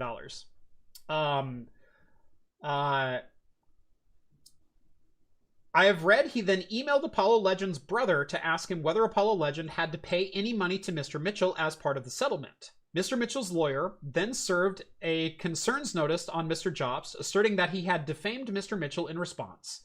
Mr. Jobst posted the letter on Twitter, claiming it to be very exciting and that any action would be an amazing experience. He then reinstated the original version of the video on his YouTube channel. And it was not until 13th of June 2021 that Apollo Legend's brother informed Mr. Jobst that Apollo Legend had not paid any money to Mr. Mitchell. Mr. Jobst then altered the video again to remove all except the first two and last sentences that of that video. That version has remained on his YouTube channel ever since. And again, the statement was that because of Billy's lawsuit against Apollo Legend had to pay Billy Mitchell $1 million, and because of that settlement, and because of the money that he had spent, Apollo Legend committed suicide, and he blames Billy Mitchell. However, no money took place. And Apollo Legend himself, in a goodbye video, didn't mention, I lost $1 million to Billy Mitchell, and then committed suicide. Like, there's things on the table that are completely contrary to what Karl said in his video of the biggest con men of all time. It also goes against Karl that Karl stated he never modified his YouTube video. He did modify his YouTube video multiple times. But then reversed it. But then reversed it and then re-reversed it again. Exactly. Right. Yep. And this is all pre-lawsuit. He basically received a notice from Mitchell that you need to take this statement down. Or from Keemstar on behalf of Mitchell, that you need to take this down. This is not true. And he did while he investigated. Before he had even heard back from Apollo's brother, he put the full clip back up, though. And then only after hearing that Apollo Legend never paid any money and did not blame Billy Mitchell for the events, Did he retract any of the video? And this is really interesting as well, because I assume all that was asked was Karl make a retraction and Karl post a statement in the contrary. Hey, I got something wrong. I apologize. I didn't mean to say that. I was working on the evidence that I had at hand. I retract that previous statement, and that's it. Usually when you want to post a retraction, you need to post it in the same method that you post the original material. The original material was a full title with Billy Mitchell and Todd Rogers' head on the thumbnail that said the biggest con men in video game history. Karl did post a retraction in a video titled The Biggest Feat in Video Gaming History, which is a Dark Souls no-hit run. And he posted it as a footnote in that video. Hey, by the way, now that we've seen this Dark Souls no-hit run that has nothing to do with Billy Mitchell and would not have drawn your attention if you were here for Billy Mitchell news or a retraction or anything to do with my relationship with Billy Mitchell. Yeah.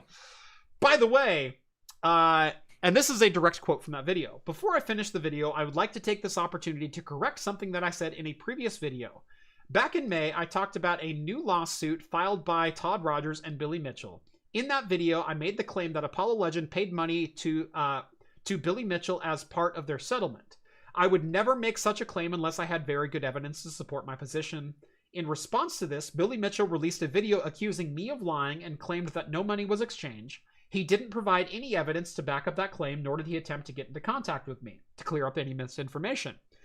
By the way, this is on July 28th, 2021, in which he's already made the corrections to the YouTube video in question. So he has been in contact in some fashion with Billy Mitchell by the time he makes this statement.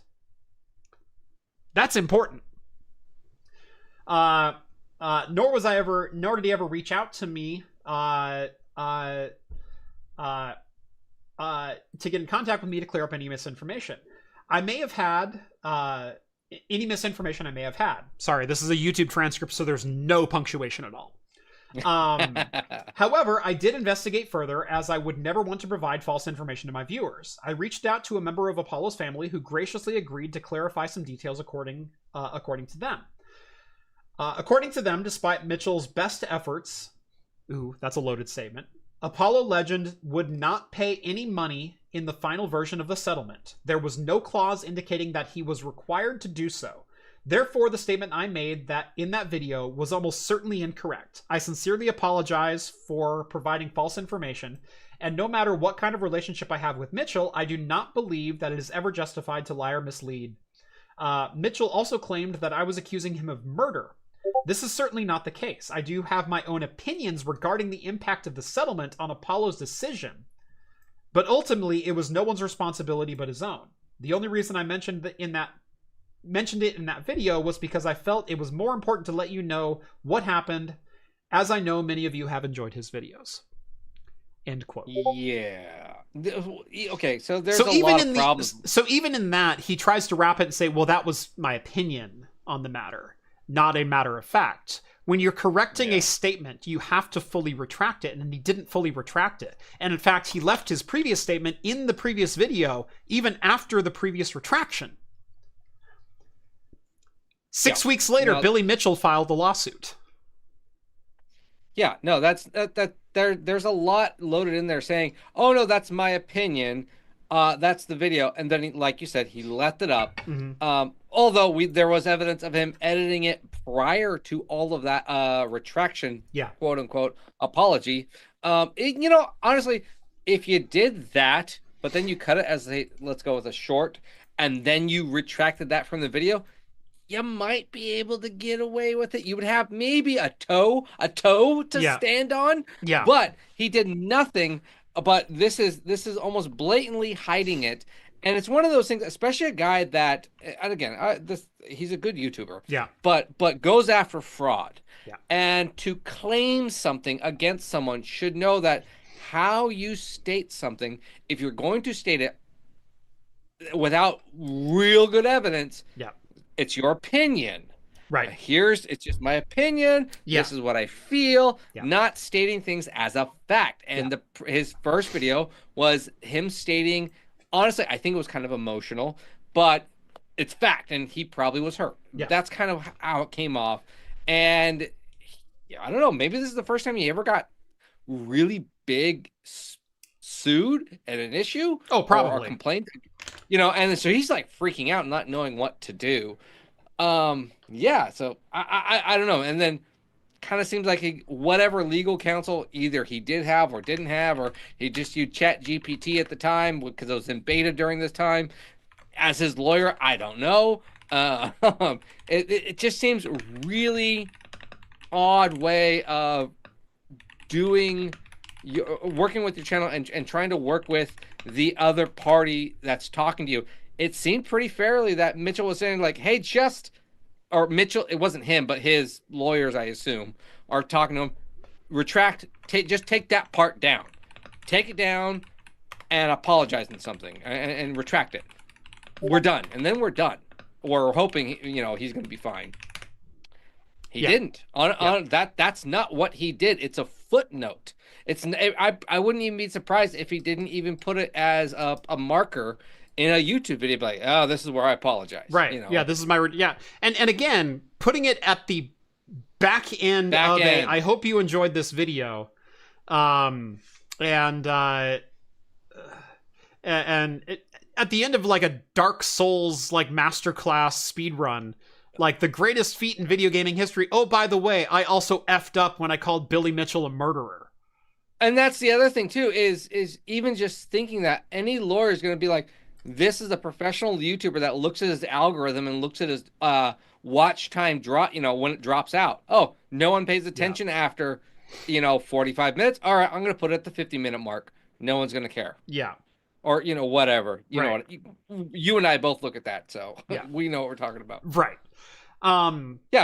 Now, there's been a bit of outrage against Karl Jobst over the last 24 hours, and I think pretty freaking rightfully so, because I was also curious.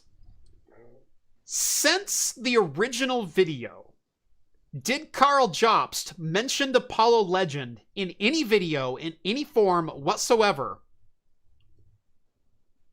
related to Billy Mitchell since then? The answer is only once in the Billy Mitchell is suing me a second time. And it was literally just a footnote. In fact, in November of 2022, Karl posted a video, Billy Mitchell has gone insane and I need your help. In April of this year, I released a video called Disgraced Gamer Billy Mitchell Accused of Extortion, where I factually and objectively reported on accusations made against Billy Mitchell by current Donkey Kong world record holder Robbie Lakeman. If you watch that video, you'll notice that at no point did I ever give my opinion on the validity of those accusations. I was simply reporting on public claims made by a very noteworthy person who was also someone that Mitchell was using as a defense witness in his own lawsuits. But Mitchell didn't want to sue the person that actually made the claims. No, he wants to sue just me for talking about them. Does that sound like a lawsuit based on a false accusation of Apollo Legend committed suicide because Billy Mitchell won a lawsuit? Or does that sound like an accusation of you cheated at a video game and I called you out? Let's go on to another video. I'm finally going to trial against Billy Mitchell. I swear to God this is real. Billy is trying to claim that he was never banned from Twin Galaxies for cheating. Yes, the guy who was banned from Twin Galaxies for cheating and sued Twin Galaxies for $10 million because they banned him for cheating is claiming in his lawsuit against me that he was never banned from Twin Galaxies for cheating. The lies never stop, and this is why trial is going to be so exciting. All of this will go before a judge, and it will be epic. End quote. Does that sound like Karl's insinuating that he's being sued for calling Billy Mitchell a murderer? Or does that sound like he's being sued for calling him a cheater? Yes, exactly. It sounds Karl has posted a dozen videos about Billy Mitchell in the last 3.5 years since this whole saga started. And he hasn't mentioned Apollo Legend once. And now, Karl has the balls, and I'm being a little bold here, but Karl has the balls to come out and post on Twitter, "There's a lot of lies being spread that I falsely claimed Billy sued me because I said he cheated." Yeah, because that's what you fucking meant. Words have meaning. Insinuation has meaning. You never explicitly stated why you were being sued. You simply stated Billy Mitchell is a cheater and he's suing me. Guess what we're going to imply? That Billy Mitchell sued you because you said he was a cheater. Is that really a hard line that you have to draw there? Again, this comes back to the idiocracy of, oh my gosh, is this person just not mentally there to not know, like, hey, take this part out. You're literally just shooting your own toes off, and one after another until you hit the foot, and you're trying to stuff that bloody foot in your mouth. Yeah, it's so bad that he's doing everything wrong, but then he's going to his community like, I didn't do anything wrong, but he has a great following and he does quality work. But then you're just like, dude, basically, we blatantly see what you're doing here. Basically, Karl's defense came down to, I can't defame Billy Mitchell because he cheated at a video game. But the fact is, you still can by making false claims. Yeah. You claimed directly in a video that the reason Apollo Legend committed suicide was because of the lawsuit against Billy Mitchell, and none of the evidence supports that. You didn't say it was my opinion. You stated it as a matter of fact. And that matters. When contacted by Billy Mitchell, through Keemstar or directly, I don't know, I wasn't there, but we do have evidence that you started making corrective action as early as July, 2.5 months before Billy actually sued you, that you made statements that were wrong. You started investigating, and it turns out the statements that you made were completely wrong, but you reinstated the video anyway. Yeah. It's... And then through this whole saga, do you know how hard it is to lose a defamation lawsuit? Oh, well, it's hard. Actually, yeah, and there was someone in chat was saying it's even harder in Australia. Karl's defense was, I can't defame Billy because Billy is already subhuman. He cheats at Donkey Kong, so why would anyone work with him anyway? But the fact of the matter is, you can't go around saying he's the reason someone committed suicide. Yeah, no, you can't do that. No, and all you had to do was issue a retraction. Yeah. And correct the statement of record. And not hound on him for another 3 years. No, but also you cannot ask for money on a suit and then sit there and claim it is because of, it's because he's cheating and he's upset that I claim that he's cheating. That has nothing to do with why he's upset. And everyone giving him money for this suit, donating money, is actually being misled. Honestly, although there was something I did think. Mm-hmm. We did talk about this. It was early on. His lawyer. Do you think? And this is. I'm gonna go. This is how far outside of the line. I'm giving the biggest grace period and the biggest what if. Devil's advocate, but it's so far out there. But I just want to throw it out for conversation's sake. Do you think his lawyer just didn't know? And that could be malpractice of the lawyer saying, oh, dang, yeah, you're right. I didn't think of that. And don't know, bad advice. So therefore, he could give the money to Mitchell, but then sue his lawyer for like, dude, that was malpractice. You gave me bad advice the whole way. And I lost the case because of the advice you gave me. And so that's evidence. And then therefore sue his own lawyer. That would have to be even dumber than Karl's defense. I get it, but I was just throwing it out there for I'm just saying.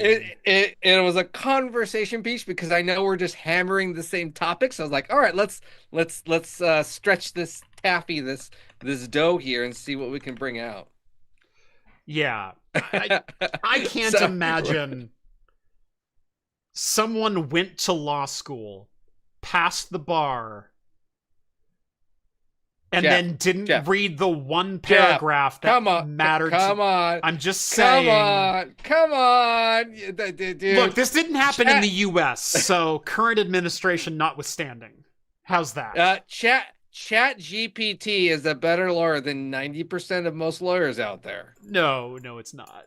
Oh God, no, it's not. I would put Chat GPT over a public defender any day. No, you take that statement back on this channel. No. I will give Chat GPT 4.0. Maybe not 3.5, but 4.0. Here's the problem is Chat GPT still hallucinates and will just make crap up as it goes.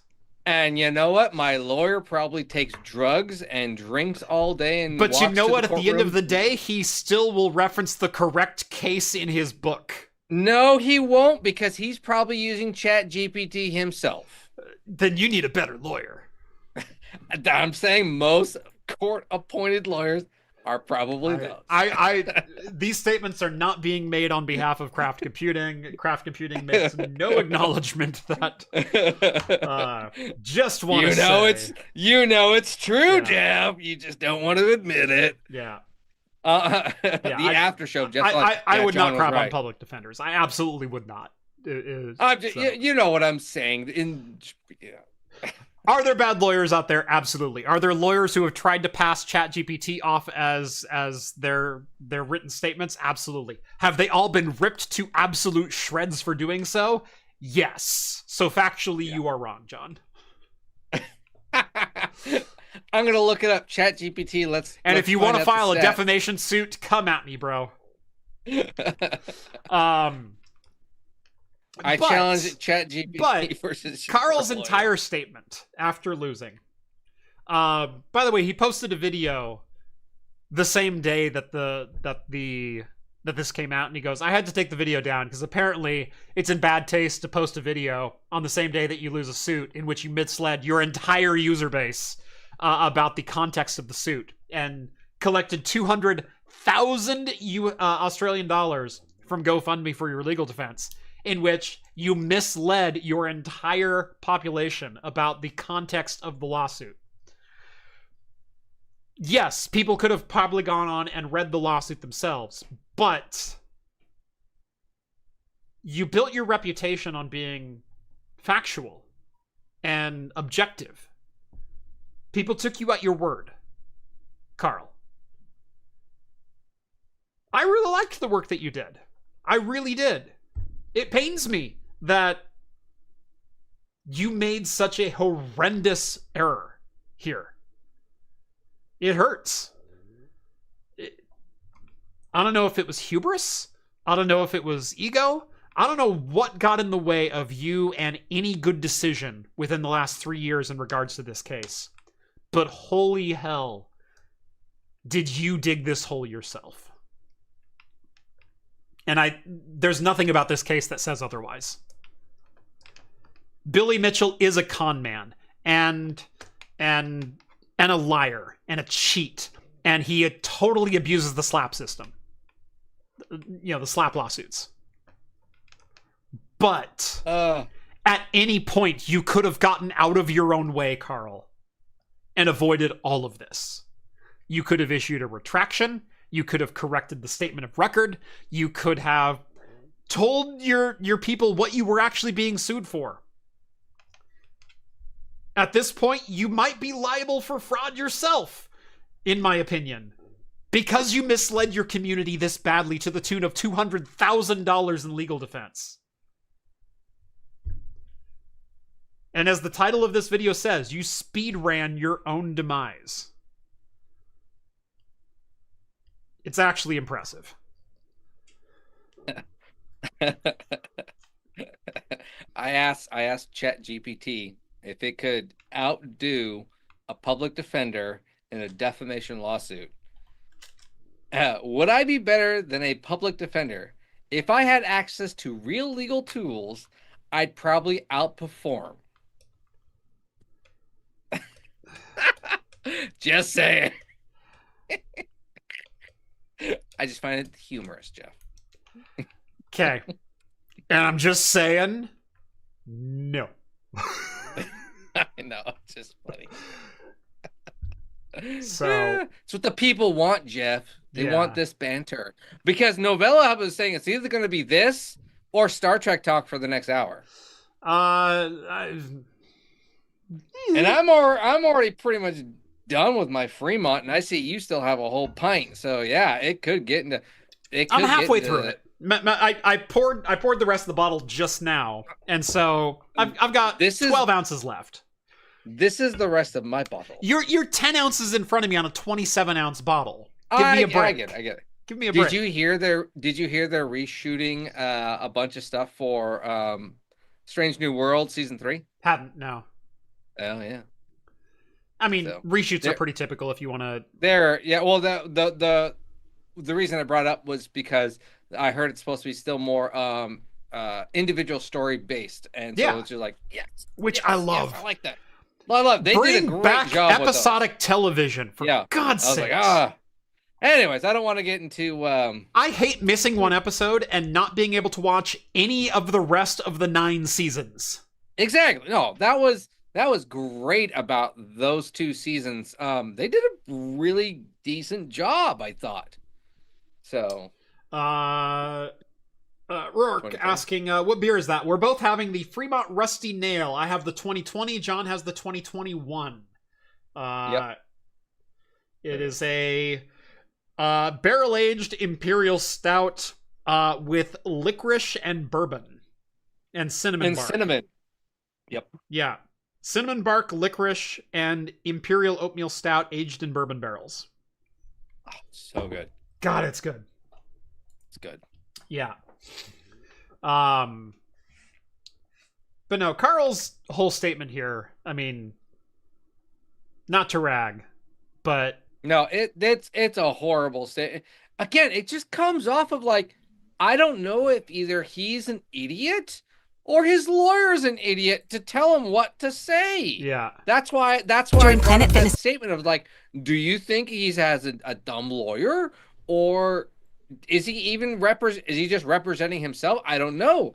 It's just like, what's going on? Because there are 3 major steps that he has done that are just like the most basic person who has anything above a 70% IQ level will be like, oh, I should probably do this to take this down. So for my own safety sake, and that way I can continue the revenue stream that I have. I mean, if he just retracted that 2-minute statement and continued on with the rest of his videos for the rest of his life, his revenue stream would be completely fine. There is nothing else, nothing outside of that 1:30 statement that he made during any Billy Mitchell piece that could defame Billy Mitchell any more than Billy Mitchell has defamed Billy Mitchell.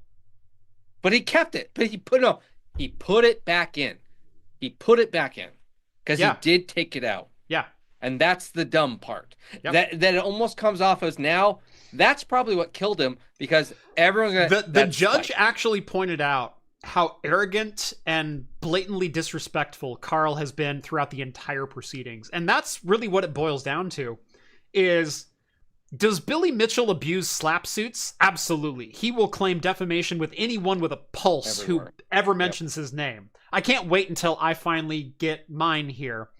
I think I used allegedly enough, but I think it's also been proven that Billy Mitchell is a cheat and abuses slap suits. In fact, the judge in this case exactly said that much, so I can say that as a point of fact. Billy Mitchell is a cheat and abuses the judicial system, which allegedly is great. I have an Australian judicial ruling to point that fact to. There you go. Yep. However, it was idiotic. I mean, the judge actually said, Karl, I wish I could find you more for what a douchebag you've been. right? Oh man, I don't know. Yeah, it's just I wait. Actually, you know what? Hang on. I do not know. How old is he? He's 38, 40, somewhere right in there. Okay, so he's our He's age. our age, yeah. Okay, that I mean, I was gonna say if he's like 23, Yeah. I'd be like, okay, I totally get it. I totally get it. Now this is bad. This is just bad. Nope. Snow One Knows says framed statement for craft computing to be laser etched onto limited edition coasters. Billy Mitchell is a cheat who abuses the judicial system.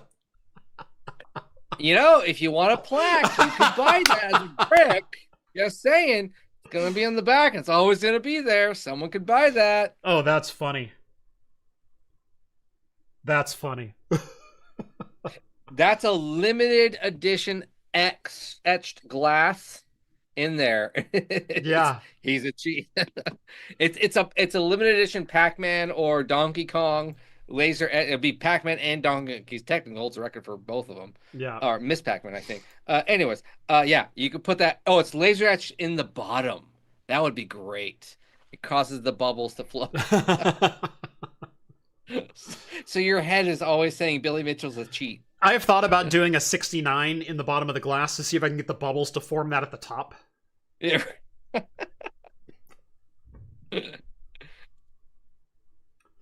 Yeah. Is Karl basically the kind of guy he'd normally make videos about? I don't know that I'd go that far, but massive lapse in judgment, and Yeah, no, that lasted for 4 years, apparently. well, that's the thing. I don't know. Is it just, did he drink too much of his own Kool-Aid? Did he drink too much of the own YouTuber influencer Kool-Aid of like, no, I'm always right and I'm fighting the fight type I of thing? think Karl literally thought, this is my opinion, I think Karl literally Good. thought... That's a great way, by the way, to state it, to say it's which your is why I opinion. stated it that way. I think Karl literally thought, in my opinion, that Billy was so defamed as a source of knowledge or truth already that nothing he could say could possibly make it worse. Because Karl doesn't mince words in any of his Billy Mitchell videos, nor does Karl mince words at any time. He's totally free to call people idiots and stupid, and this is the biggest blunder that anyone's ever done in video gaming history and things like that. And because Billy Mitchell has been a proven cheat and liar and scoundrel and scumbag and everything else, I don't know if scumbag's proven. Allegedly scumbag. Because he really had a reputation already of being a liar and a cheat, I think he just kind of went... Well, obviously he wasn't thinking when he threw the original statement out there. He said it as a matter of fact that Billy Mitchell caused the death of Apollo Legend. And then none of that became true. And it turns out claiming that someone took their own life because of someone else is a pretty defaming statement.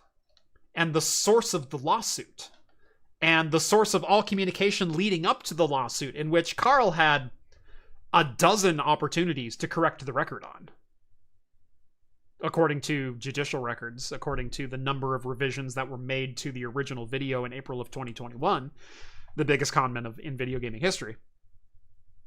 You can even go back to like the Wayback Machine and look up old probably videos or something. You can't look up the old videos; they don't keep that much data. Okay, but it would need to be checked. But probably there's the only enough. I don't know how that would record... even be discoverable, honestly. Well, okay, there has to be some form because the article already stated that he redacted it, and so there's got to be some form people of had record downloaded his video. The judge used downloaded it when I believe the judge meant viewed the video multiple times, but I know there's probably copies of the original videos somewhere, which is probably how they know about the different retractions and reeditions. Yeah, Karl had so many chances to not end up in the situation he was in. Yeah, he had a dozen chances before the lawsuits even began. Hey, this is untrue. The settlement with Apollo Legend did not cost Apollo Legend $1 million. He did not pay me a dime. The settlement was he would stop bad talking me, and I didn't directly commit his suicide. Please retract that statement. Yeah. And Karl wouldn't do it. And I think Karl thought that, oh, what's he gonna do? Sue me? And even if he does sue me, it's for defamation, and no one ever loses a defamation suit.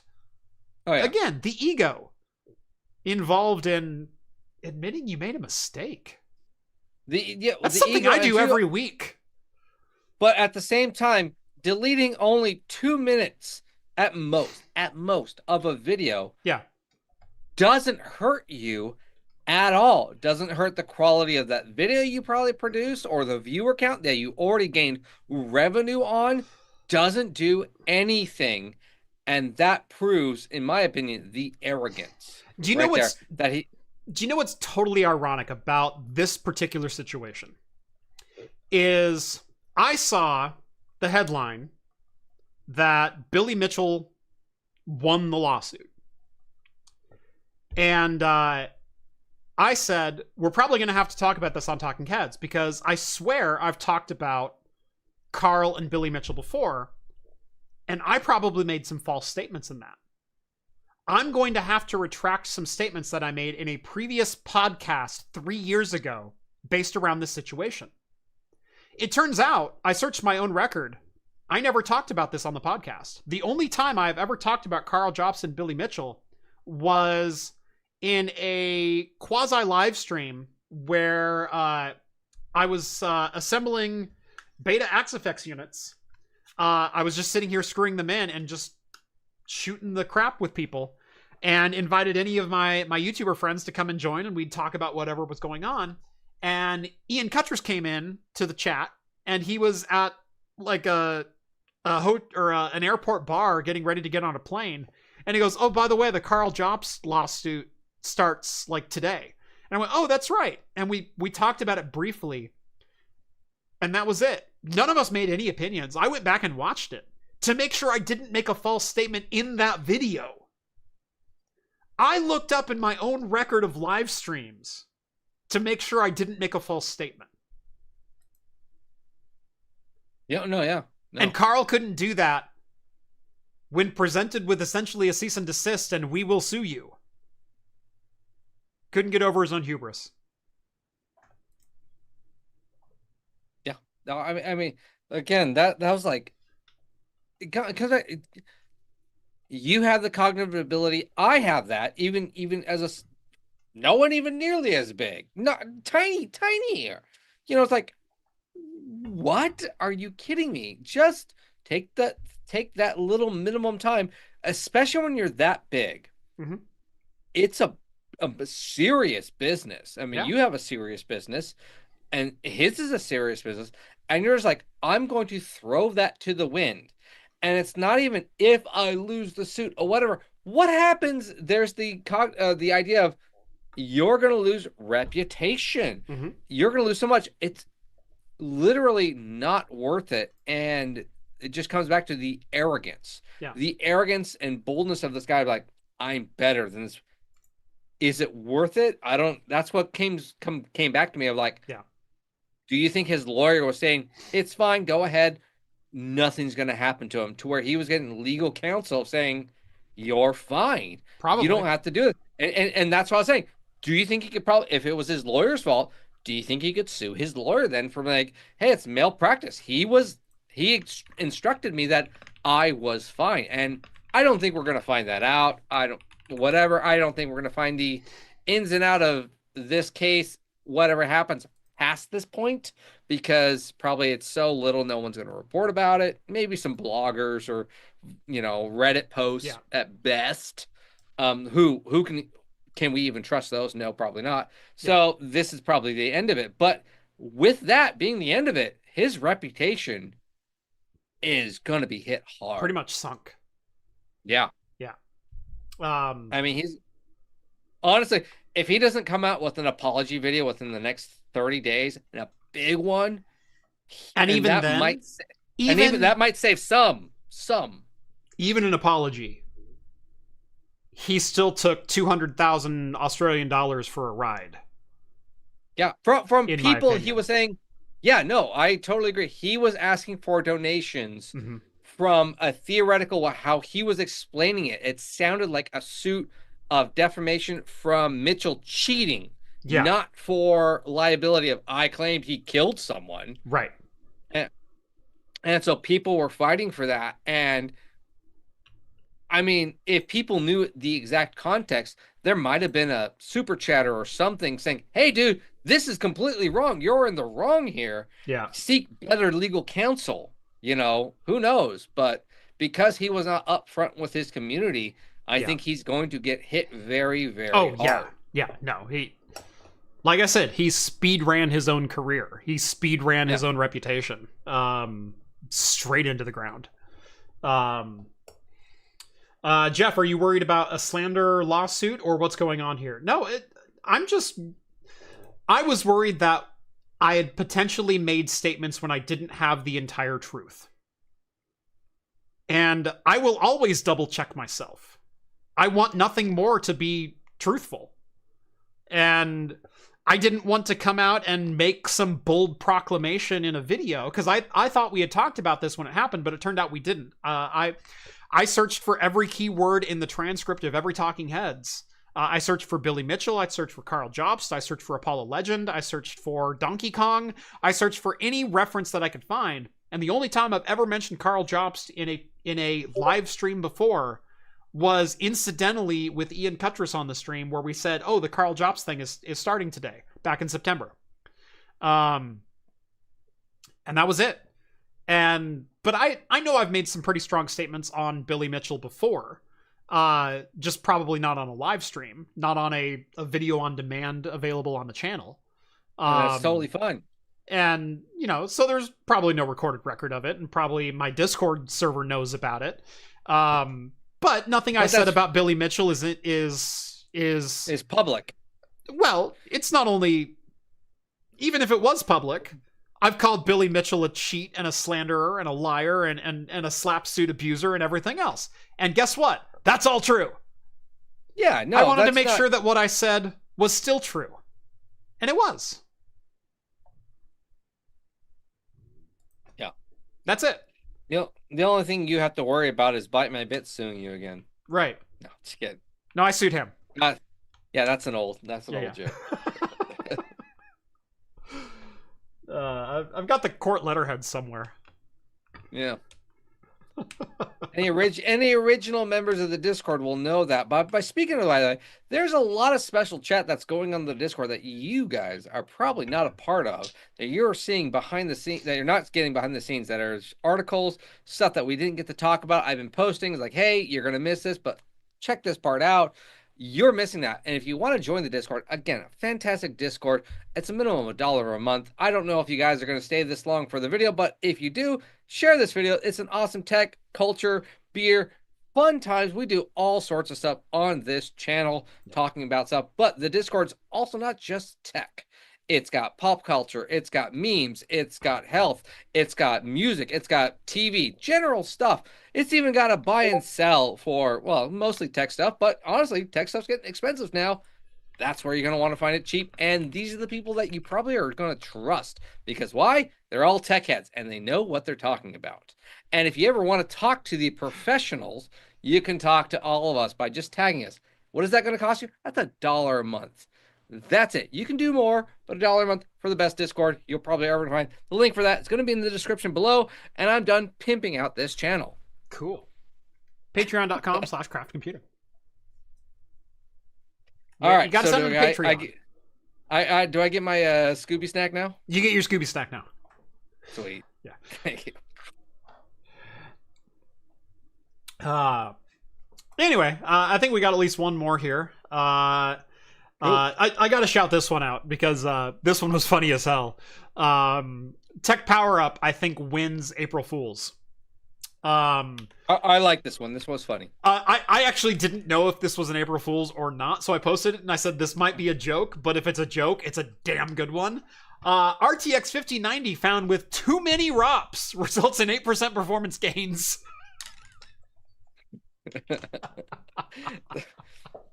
Well, the best part, in my opinion, the best part was the official. Oh, we have to update this. There's an official update at the bottom.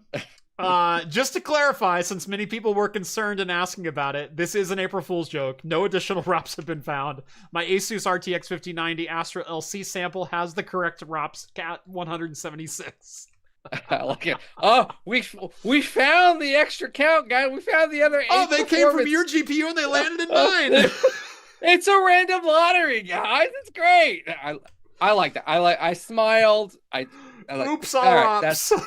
That's funny. I get it. And the correction makes it like, is this real? That split second. That's the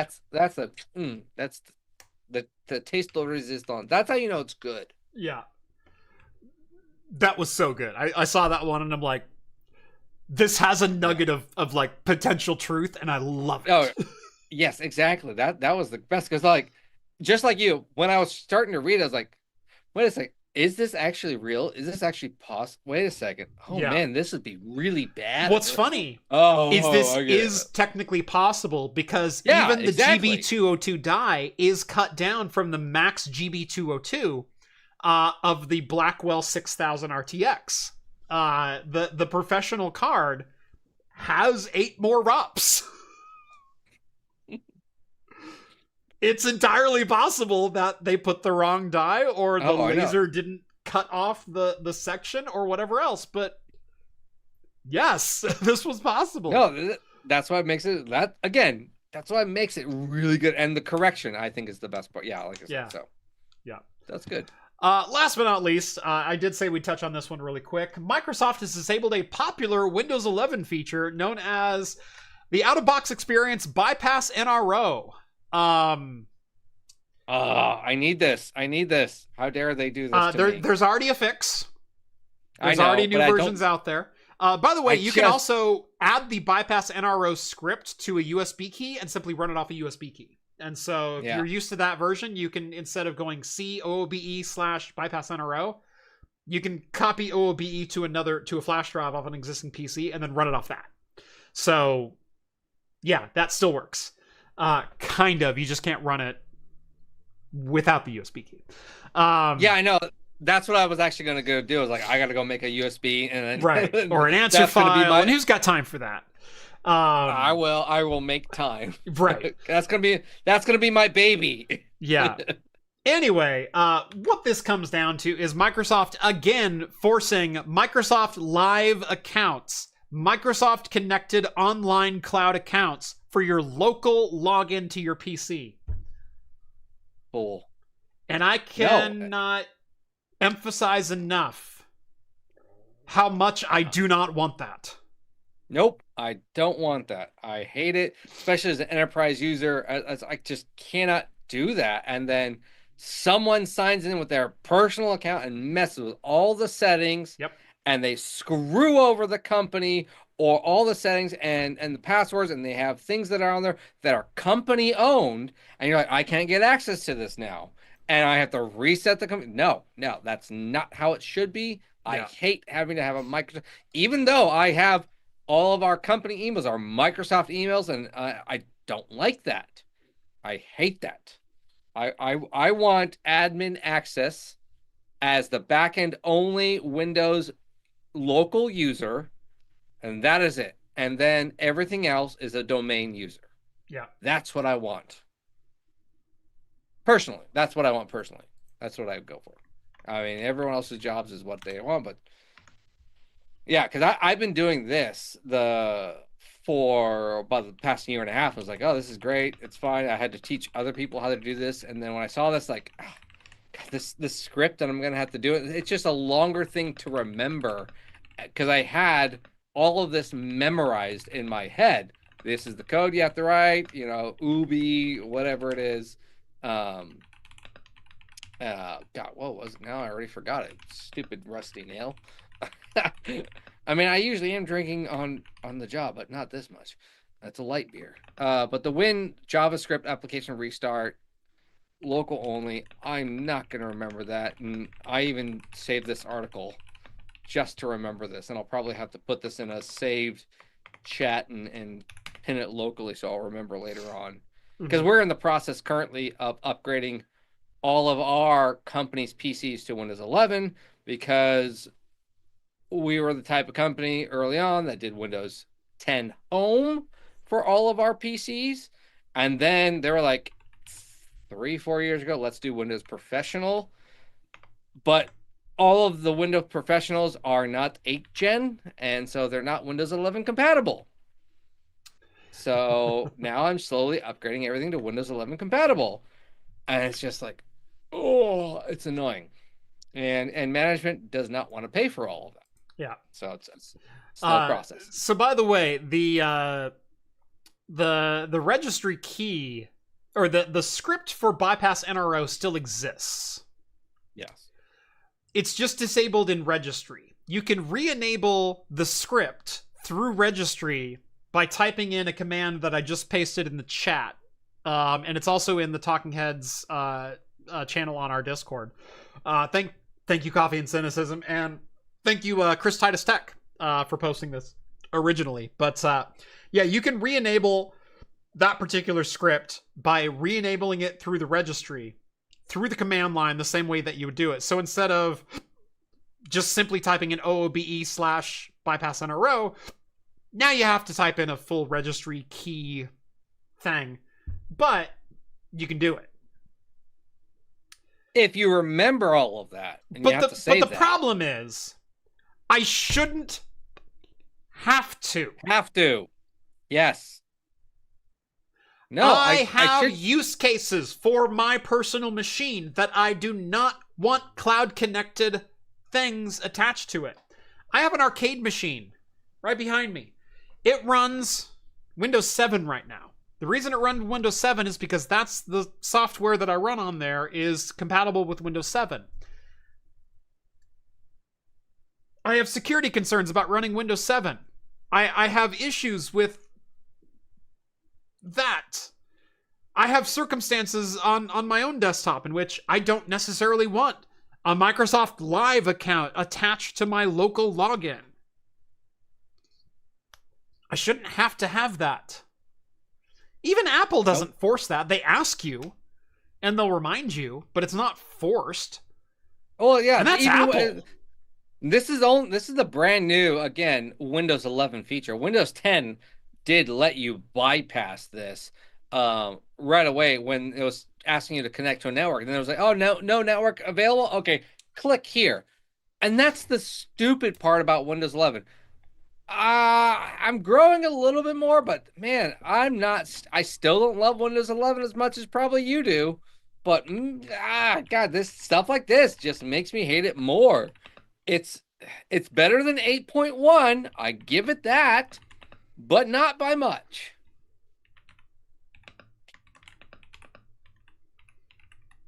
So I don't know. I know Windows 10 is going away. For maybe most people, your most standard user that's not a tech person, who's probably not watching this channel, they're not gonna care. Yeah. They probably are just gonna, yeah, whatever, sign in. They don't care, and then they're going to, if they ever have a problem, take it to Best Buy or their software guy. I don't remember the password, and then you know what's gonna happen? Because you don't remember that password, because you had to set up and create a different account, your stuff is going to get wiped. Mm-hmm. But you know what? If it was a local user, that wouldn't have happened. But Microsoft, they don't care. Yep. Sign up. They want the ad revenue. That's what they want. The ad revenue. They want the data. That's what they want. They want your data. Yeah. Exactly. That's exactly what it is. And you know one gets that. If you people buy 5,000 of these when they launch tomorrow, I'll consider investigating a class action lawsuit against Microsoft for the Force Live account. I'll use that money for good. How's that? You buy 5,000 of these, we'll talk. Did we do the ad run for today? I did not, but it's me. So okay, I'm open, Byron. Okay, I put sponsor today, OpenViro. I was gonna say, like, we should. I thought we were supposed to do that. I thought we were supposed to do that at the beginning of the episode, and I was like, oh, we totally forgot because you mentioned it. Like, hey, check out the new product. And it's like, oh, crud, we forgot about it. Yeah. OpenViro.com. What are these? We'll get into it a lot more. These are my rack mount temperature sensors. They are a much better system than any rack mount system that exists today. They run on standard SNMP. The one unit with a single temperature sensor, which the temperature sensor, the final version is only going to be this big. This extra thing is for engineering. This is going to be $149 if you want 2 temperature sensors, so you can do front and back of rack sensing, hot and cold side. It's $179. Nice. That is the announced pricing. It is open source firmware. You can inspect it, you can change it, you can do whatever. How did we not do a video like Nintendo did? We needed to do that. I need to do all the games. Switch Direct with OpenViro. These are magnet sensitive, and the screen on this is 8 pixel. Yeah, they do have magnets in them. So see, oh my, the features. Why don't we do that? We could have done a whole video, Jeff. Yeah, better than the garbage APC modules. A hell of a lot better, and that's exactly why I built these. I built these directly to compete with APC and Room Alert because, APC especially, if you've ever installed one of those, they have a 1 degree Celsius fidelity, and who the hell knows if they're at all accurate. It's my opinion. Also fact, because they're not accurate. APC has a 1 degree Celsius fidelity, and I don't even know if they're that accurate. These are accurate to within 0.5 degrees Celsius with a 0.01 Celsius fidelity. Check out the crowd supply page or even openviro.com. It'll link you over there. You can see the graphs comparing this directly to an APC unit, and you can see the difference. In fact, let me do that now because that's fun. There you go. We got time. Yeah, I got a minute. So here's openviro.com. If we scroll all the way down here, there's a pre-order button on the bottom. This is the crowd supply page. If I scroll down, there's the graph. Here's the APC. Here is OpenViro. This is done at the same polling rate of 1 scan or 1 query for SNMP per minute, every 60 seconds. 60-second polling rate. These sensors were placed about 2 inches apart on my rack and let run for 24 hours. This is OpenViro. This is APC. There you go. That front page is very classic Apple. Yes, it is. Do they support door alarms? Not at the moment, not this particular version. We're selling this just as temperature and humidity sensing. These are technically temperature, humidity, and pressure. We have unlocked temperature and humidity for SNMP. We may expose pressure at a point in the future, but we're still toying with that idea, seeing if we have the proper sensor type for SNMP, and there's a lot of things that go into that as well as far as validation. But right now, temperature and humidity are unlocked. We're supporting SNMP V1 and V2 at the moment, with V3 currently in beta. It is functioning, but we need the user interface to work properly, so we're working on the final version of the firmware for SNMP V3. So that very expensive APC unit is no better than my $20 Zigbee temperature sensor. You're exactly right. And this is way better. This is better than Room Alert. This is better than APC. This is better than Eaton. This is better than every other rack mount designed temperature sensor on the market. And that's who we're marketing this to. We're also going to expand this to other use cases in the future, but right now we're focusing solely on rack mount temperature. And this is what we get. So yeah. Where were you when I was deploying turnkey rack solutions for the government? I was deploying turnkey rack solutions for the government and cursing APC at every cross use. Yeah. Oh. The whole reason I developed this was the guy that I used to deploy racks with contacted me last year And he said, hey, remember when we were deploying racks and we always used to curse APC because they're so freaking expensive and they suck? And I said, yeah. He goes, do you ever find a cheaper solution for that or something that's better? And I said, no. But it can't be that hard, could it? And now we have this. So yeah, we are looking at using this as a platform to develop more sensors for. One of the sensors that we have is a door alarm. One of the sensors that we have is a moisture contact sensor. So let's say you have an HVAC system or a split unit or an AC or a condenser. You want to make sure that your drip pan isn't spilling over.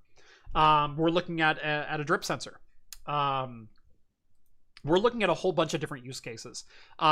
And extending way outside of server use cases as well, going into agricultural or office use or things like that for things like temperature and humidity. Is your beer fermenting at the wrong temperature? Is your beer fermenting properly? We're looking at actually an indoor air quality that measures VOX, volatile organic compounds. So yes, actually like beer fermentation. Would work. We're not at this point looking at getting it certified for anything, FDA, FAA, anything like that, like any major compliance organization. But if you don't need that compliance certification but you need really good accuracy, this might be an option for you. But more modules to come in the future. And more, a year and a half, Craft Computing Shark Tank episode. Look, if anyone wants to write me $1 million check right now, I'll sell them what I have. After I launch the product, it's going to be $2.5 million. And after I launch my fourth product, it's going to be $10 million because I think that's the market cap. So buy it now. I'll sell you it right now for $1 million. You can have it. There you go. That's a steal. There we go. You heard it. Yeah. If there's any buyers, I'll sell it right now. Will the brain unit support those new sensors? This brain unit will not support those new sensors, unfortunately. This is going to be everlasting a temperature and humidity sensor. Gen 1. Right. We are right now working on we're working on a Wi-Fi unit for this. So we launched our Axe Effect betas, which was essentially looked like this guy. This was a standalone temperature, humidity, pressure sensor all in one. Worked over Wi-Fi. We are developing a brain unit that will interface with multiple sensor types, but that has logic on both sides that we haven't quite developed yet. So right now, this is simply an extension of our original unit, which is 2 temperature probes connected to the brain. Got to get the words right side up. And I think this will always be a standalone unit as that. We are developing more professional units, more professionally focused units that may have multiple sensor types, but those are going to be like full turnkey rack solutions for intrusion detection and humidity and temperature and potentially power draw, potentially multiple socket power draw, potentially full PDU power draw per outlet power draw. We're looking at that. And a whole bunch of other things, but that's going to be a different unit in a different market entirely. Good question, though.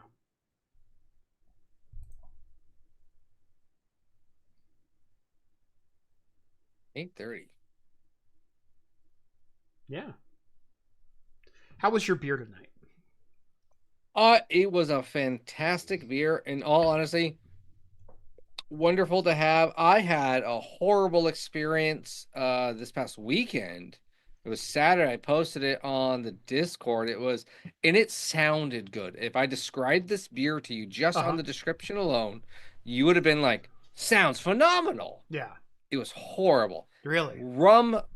Imperial rum barrel-aged stout. Okay. Aged with, and it was wet barreled rum. Aged with cinnamon and coconut. That sounds incredible. Sounds incredible. 18.5%. Good God. Right. Okay. Tasted horrible. Was thinner than the beer we probably just had. Wow. So, and super carbonated. So that means the ABV was probably just pure, like, cheap malt liquor I don't know if they added something to it or whatnot, but then overpowered cinnamon. It tasted like you took those cinnamon syrups from the coffee shops and just dumped it in there. Versus the cinnamon we had here was a beautiful cinnamon. It was crisp. It wasn't too hot. This was a perfect cinnamon mix. Just like horchata-esque is what I would call this one. And that's what I was thinking. I was thinking this beer would be horchata with coconut. That's what I was thinking. You know, that sounds great. Yeah. Nope. And it was one of the, I want to say, I could maybe count in one hand the many beers I have poured down a drain. Yeah. I poured that one down a drain after 2 sips. I was like, no, same. I just can't. I just can't. I think I've poured 4 in my life. 2 of them have happened because I opened a beer for like doing a video with, and I went, that's not going to happen. And I think most recently was like 2019. Like, it's been a while. It's been. I was living in my in-laws' house in between houses the last time I poured a beer down the drain. No, I haven't poured one out. I'll choke through it, but that one was just like, it felt like diabetes in a glass that I was just chugging that syrup down from this artificial cinnamon. No coconut whatsoever. And it was in one of those cans that looked, I think it was like an 8.75 milliliter, looked like a Red Bull can. So it was just like, man, it's just something wrong with it. It's like very disappointing. And that's why when you had the Fremont, I was like, you know what? I would love a good cinnamon licorice barrel aged beer. Yeah. I've had a bad experience. Yeah. Jack Sparrow just posted in chat, hey Jeff, did you see that HomeLab 45 made a rack mount beer fridge? Oh my god. Did he, dog? I'm assuming he hasn't researched it enough. Well, hold on.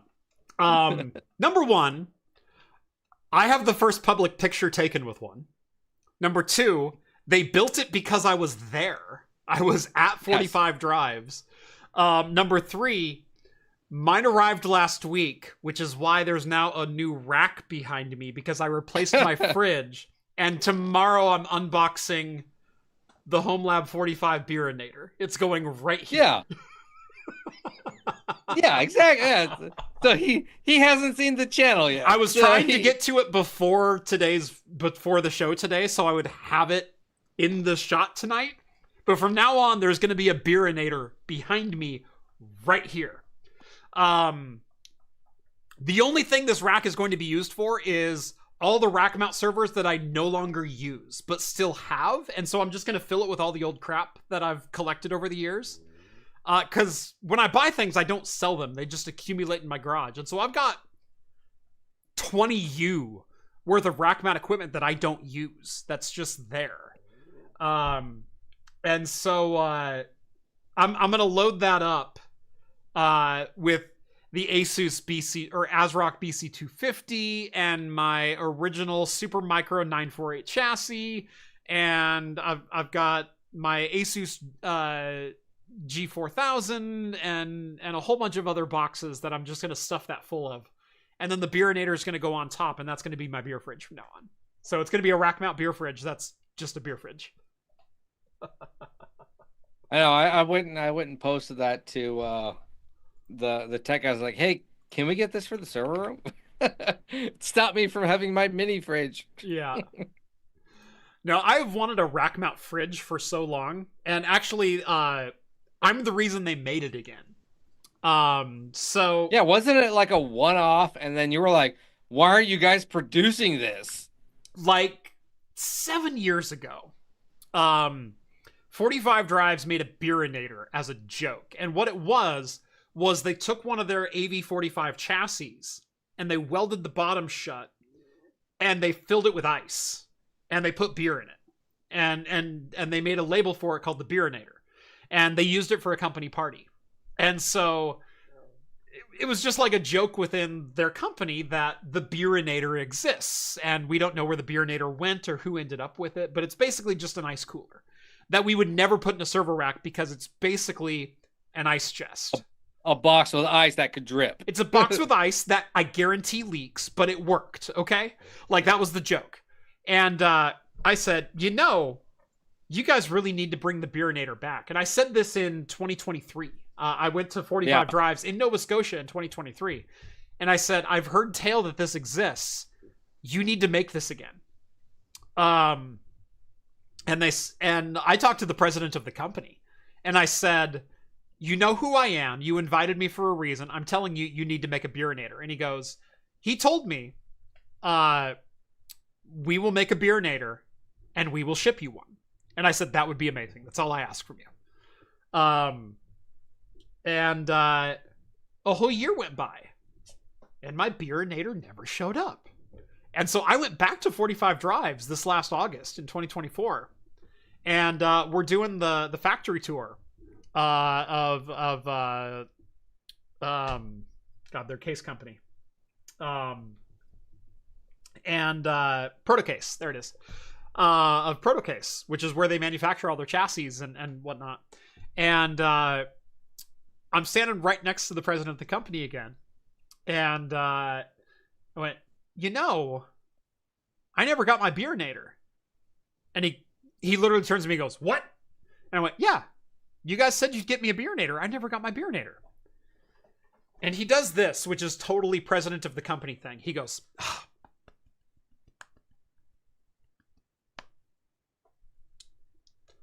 we'll get on that for you. Took out his phone, sent an email to someone, and said, you get this guy a Beerinator. That was, I think, on Tuesday. Wednesday, I did my live show from 45 Drives. They brought a Beerinator in and put it in the rack behind me for my live show. Yep, I remember that live show.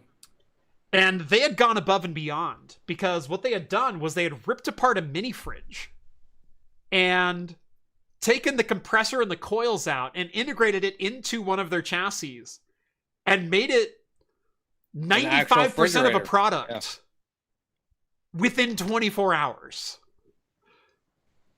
But they made a Beerinator and it was there and it chilled our beer for that show. We plugged it in an hour beforehand and it chilled our beer for that show and it was freaking great. And they said, we are making this. It will be a very limited run product, but you will get a Beerinator. And I had a meeting with them in February. And I said, you know, it's been since August. I still haven't seen my Beerinator. And they said, there's progress on that. We can't tell you what it is yet, but there is progress. And then while I was at GTC last week, or 2 weeks ago, I got an email from 45 Drives that said, your Beerinator has been shipped. And so before I even got home, it was here. And right now it's in my garage. I haven't gotten to it. It's been a busy couple of weeks. But literally I took the fridge out of my office last night and I was hoping to shoot that video today. I didn't quite have enough time to get to it, but literally first thing in the morning, I'm putting the Beerinator in the rack behind me. So OpenViro in the Beerinator. Actually, there is an interesting collaboration there, but I can't share any more about that. So how's that? How's that for a little teaser? It is a bit pricey. Yes. As expected. I thought it was like $250. No, it's a bit more. It's $275. No, it's $1,500. Oh, it's what? If you put it into your cart, it's okay. $275 additional to customize it. Yeah. And I was like, oh, $275. I'm putting that on the company card now. Yeah, no, it's $1,500.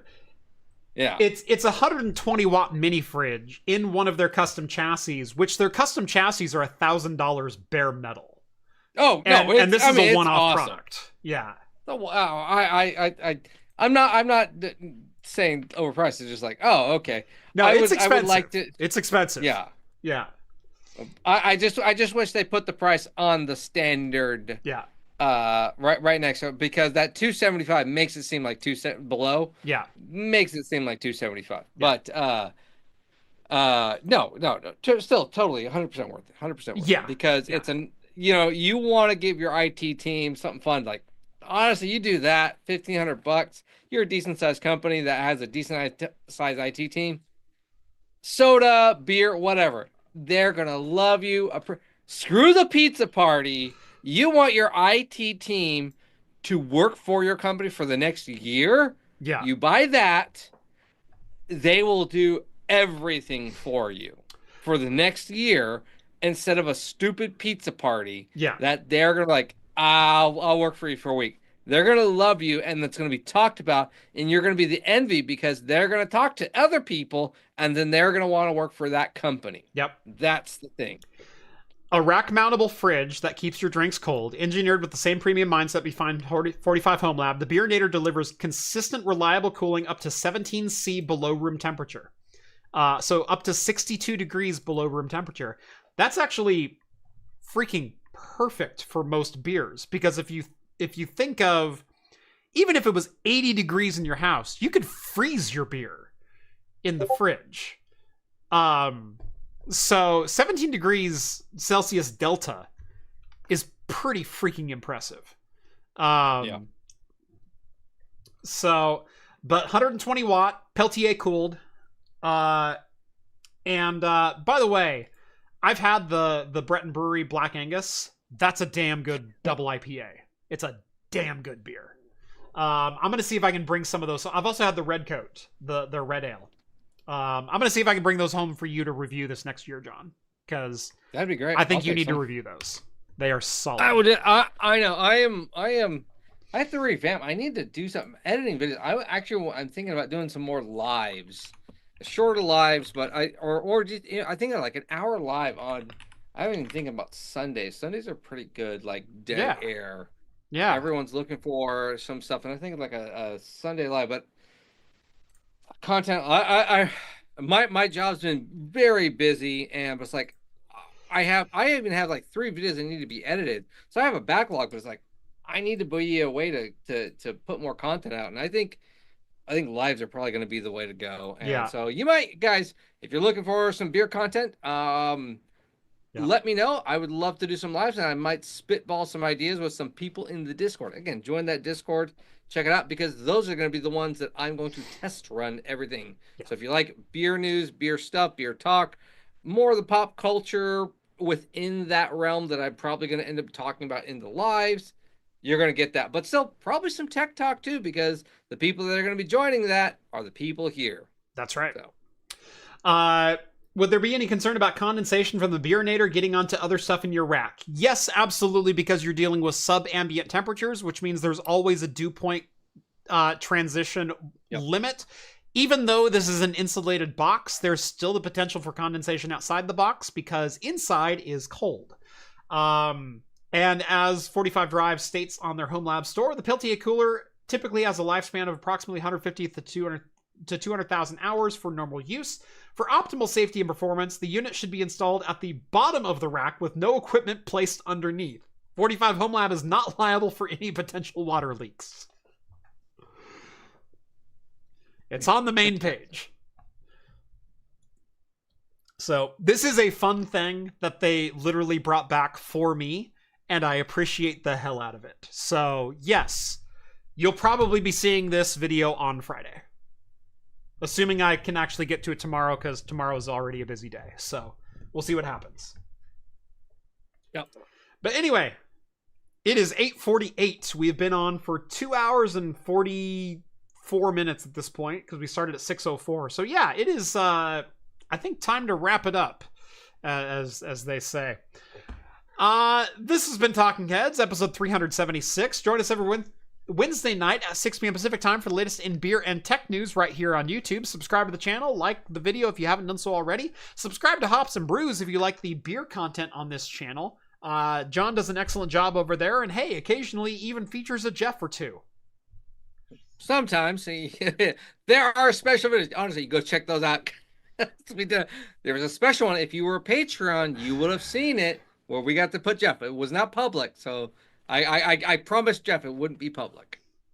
The only way I got him to do it. There is an outtake in which Jeff, by his own free will, drinks a pickle beer. That's right. That's right. So also check out the Craft Computing store. We got awesome merch there. We got Jeff's got his, check out that glass, etched glass. You have the Craft Computer. Also, you might find a Hops and Brews merch. Hops and Brews merch. Awesome coasters. Also, the product he just showed there. So go check that out. Link I posted in the chat. It's going to be in the Discord, probably in the description below this video as well. Awesome merch. It's excellent. All of it designed and made right here in-house as well. So you're literally supporting me as a creator, not some warehouse that I hired to make my crap. I own the lasers. I do all this crap right here in my house. And it's actually good crap. That do it. Yeah, he has sharks that do all the laser work too. Yeah. That's the best part. Freaking laser beams mounted to their heads. It took a while to train them to get this level of precision, but you know, the training paid off. Yeah, you eat enough shark fin soup, they get it. Yeah, that's right. You wouldn't believe what I spent on shark treats. So anyway, thank you all so much for watching. Join us every week. Subscribe. Patreon.com/craftcomputing. Craftcomputing.store. Openviro.com. Good Lord, I'm running too many businesses. Somebody help me. And as always, we'll see you next week. See you guys. Cheers, everyone. And we're out. All right, I gotta go tuck my kid in. Cool. I got a message like 20 minutes ago. He's like, hey.